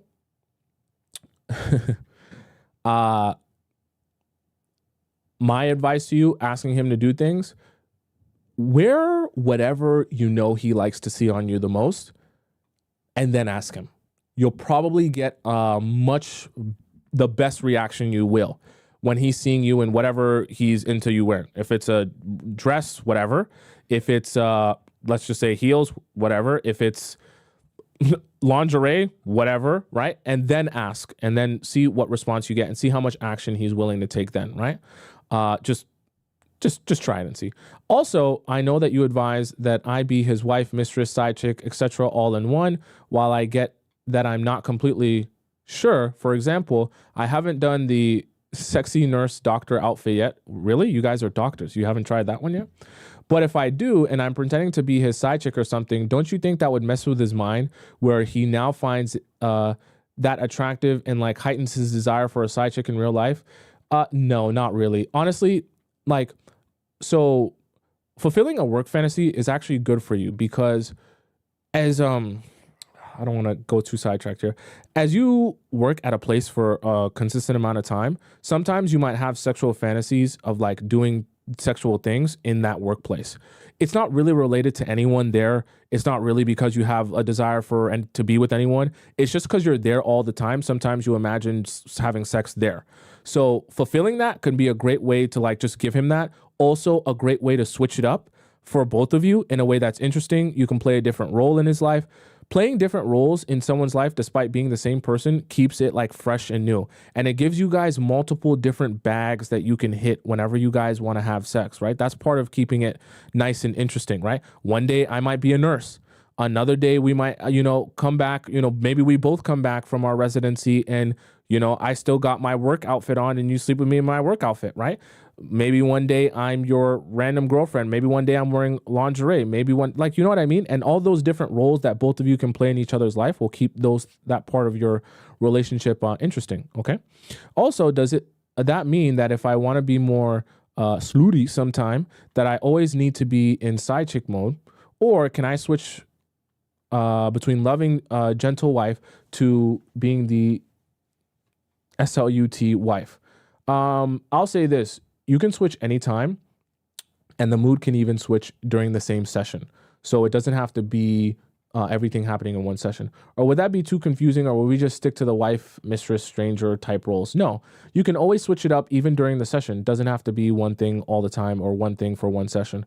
I know you said to talk to him about the 50 Shades of Grey stuff, but I can't watch the movies with him since it's, you guys know the word. And wouldn't even want to anyways. So I can just mention it, but I'm not really sure how to bring it up because he's definitely into the whole innocent girl thing. So then watch the movie with him. Like, the reason I'm saying watch the movie with him, I get it. It's this, right? But still, watch the movie with him, even if you fast forward through some parts or whatever the case may be, because it's a good way to like have in a non-pressure environment. Do you like this? Do you think this is hot? What about this is hot to you? What about this is not hot to you? Would you be down to do that? And you can literally pause the movie and have a discussion in between scenes of like, well, how do you feel about that thing? And you guys can have open conversation. I mean, I do that all the time, and it works wonders to be able to just watch someone else do things, not in, necessarily actual, corn. But then it's like, as we're watching the movie, how'd you feel about that? You like that? Would you try that? Would you want to try that? You don't want to try that? Maybe, yes, no, kinda, sure, yeah. And then you have conversation and let the conversation flow from there. And wouldn't even want to anyway, so I can just mention it. I'm not sure. The innocent girl thing. Not as strong as some of the previous guys I've dated because, he also is a version 2, but he definitely likes it and always comments on how he thinks it's cute when I'm shy and nervy to bring up the pineapples things, or that he loves that he's the only one I've been with. Excuse me. And seen like that. So how can I bring something like this up without being a potential turnoff for him? Watch the movie with him. It's that simple. Last questions. What do I get for our 1-year anniversary and his 29th birthday coming up? When we're dating, I usually just get him more emotional based gifts like baking him a cake, decorating his place to be special, or writing a nice card. But now that we're married, I should probably get him like a real gift. Yeah. Already thought of a pineapple gift and bought some new lingerie, and I know he'll love and that I know he'll love, and a pair with the handcuffs or vibrating panties or both that I know he likes. Is this a good gift? But what other gifts can I buy for him? Any suggestions, ladies in the chat? What is he interested in? Buying him a gift that he can utilize on a regular basis based on his either hobbies or passions would be great. So let me give you an example. He works as a doctor, right? So he's on his feet a lot, right? So maybe buying him a new pair of shoes with like really cloud insoles, or that are, or did research on, are really good for walking and will really help, him be on his feet for a longer period of time. That's a good gift, right? Because then he gets the shoes and he wears the shoes all the time because they're actually more comfortable than his regular shoes. Those are what I call thoughtful and utility-based gifts. Married for a bit and I can't reveal all my tricks yet, so it doesn't get boring. How many weeks, months of regular pineapples would you say it takes before things start getting stale, as opposed to a freaky man yourself? It never gets boring if you're trying to keep it interesting. If you're not putting an effort into keeping it interesting, then it gets boring fast. He keeps saying things are wonderful. Still, you keep exploring, you keep digging deeper and trying to find more about each other, which they are, but it's also partly because we're newlyweds. I want to know how often we should be spicing it up all the time and trying something new all the time in the future to prevent dullness. All the time you're discussing and having conversations about what you want to try, what you're thinking about, what you're into, all the time. All the time. That should be a main staple of your relationship. All the time you're having those discussions. There should never be a point. I'm not saying that every single day you see each other, you talk about it, but I'm just saying, like, there should never be a point where you're shying away from talking about it, right? Unless there's some sort of major other priority, that should always be on the table of ongoing discussion. Okay. I also don't want that if we do fulfill his pee-pee kink, which I'm not so sure about, that he suddenly gets bored. That's not how that works. It's just you're just adding more tools to the toolbox. You said that always dressing nice and not letting him into the bathroom when I'm using it isn't really doing much. I don't think that's doing much. So what are more effective things I can do then? How can I get him to take me on more dates? I know we've been busy with work, but when we first got married, we agreed to try and have dates once a week, even if it's something real small, so we can make time for each other during our busy schedules. But we haven't stuck to it, and I've been telling him that I like to go out more. I've been trying to do the whole seductive therapist thing you recommended in your show, but what about when it's not working and he's not being that expressive? It's going to sound like horrible, toxic advice. Let me finish this. Last time when I asked your advice on snow snatching techniques, you mentioned say thank you. What do you mean? Also, if you can mention them during your live show, could you please do a private show for us curious ladies in the chat? Thank you for all your advice.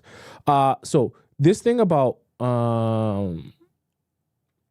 if you're noticing he's not asking you out on dates and you've asked him and he still hasn't responded, this is going to sound toxic. My advice to you is to go out on your date and not go out on your date. The next time you guys have something planned together, you basically tell him, no, thank you. I have a plan with my girlfriends or whatever the case may be. And so then if he's expecting that you're free this weekend or whatever, you go out with your girls instead. You turn down him hanging out with you. And then when he asks you why, you say, honestly, I'm kind of bored with the fact that we never go out. So I wanted to go and organize a time going out with my friends because I want to do more things than just sit in the house. It's going to sting for him to hear that, but it's a good jolt to be like, damn. She not only is getting bored with what we're doing here, but instead of begging me to change, she's just going out and finding her own happiness outside of me. That is usually a jolt that will, at least you'll get something. You'll get some reaction out of him. Last time when I asked for your advice, you said the private show, soul snatching techniques, you said say thank you. Thank you in the sense that, how do I explain this in a PC way? If he wants to own you, saying thank you for him doing things to you, inserting things inside you, is kind of like an example of that like dominance that he has over you. Like, oh my gosh, you're taking control of me. You're doing things to me that I can't control myself. I desire you so much. Thank you for putting it inside me. I know it sounds weird, but like this feeds into like the ownership concept, the oh my gosh, like you belong to me concept, all that other stuff. Okay, that's like a show for another day. But if you get my gist, maybe you get my gist. If not, maybe not. Okay. All right, chat. That's the show for today. That was a long question we just did. That's the show for today. For those of you who have a question for me, feel free to ask it, whether it be in our free section, our private section, or our premium section. Okay. For those of you who want to follow me on Instagram, my Instagram is just above my head on the top left corner of the screen. It's just my name, Tomisin_a_tub. It's also in the description if you're watching this on YouTube as well. For those of you who want to rewatch the show because you came late or you missed some parts, just go on to the top of the screen there where it says my name, Tomisin Atobatele. You just type in my first name, Tomisin. Then when you go into the my YouTube channel, you'll be able to go into the live section and see this live stream and all the other live streams I've done since the beginning of time. And you'll have the YouTube and TikTok chat embedded in the video there. I think some of the TikTok chat was glitching a little bit, but still, you'll have most of it there. And for those of you wondering what days I'm live not every weekday. I'm live Monday and Thursday from 4 p.m. to whenever we choose to go. Okay. So 4 p.m. On Monday is the next time I'll be live again, because today is obviously Thursday. So until we meet again on Thursday, I bid you adieu. Hasta la vista. Sayonara. Adios. Ciao. Salam. Arrivederci. Baoni. Bon voyage. And thank you for all the birthday wishes. I appreciate you guys. I'm going to try and think of something to do for my birthday. Send me some suggestions. Places I should go, things I should do for my birthday, in the process of also working. And maybe I'll consider one of those and I'll do one of those. But yes, tomorrow is my birthday, so we'll have to figure out what we were going to do tomorrow. All right? Au revoir. I forgot to say that one as well. All right, chat. I'll see you on Monday. Keep an eye out for my channel and everything I'll be posting. Okay. I love you so, so, so much.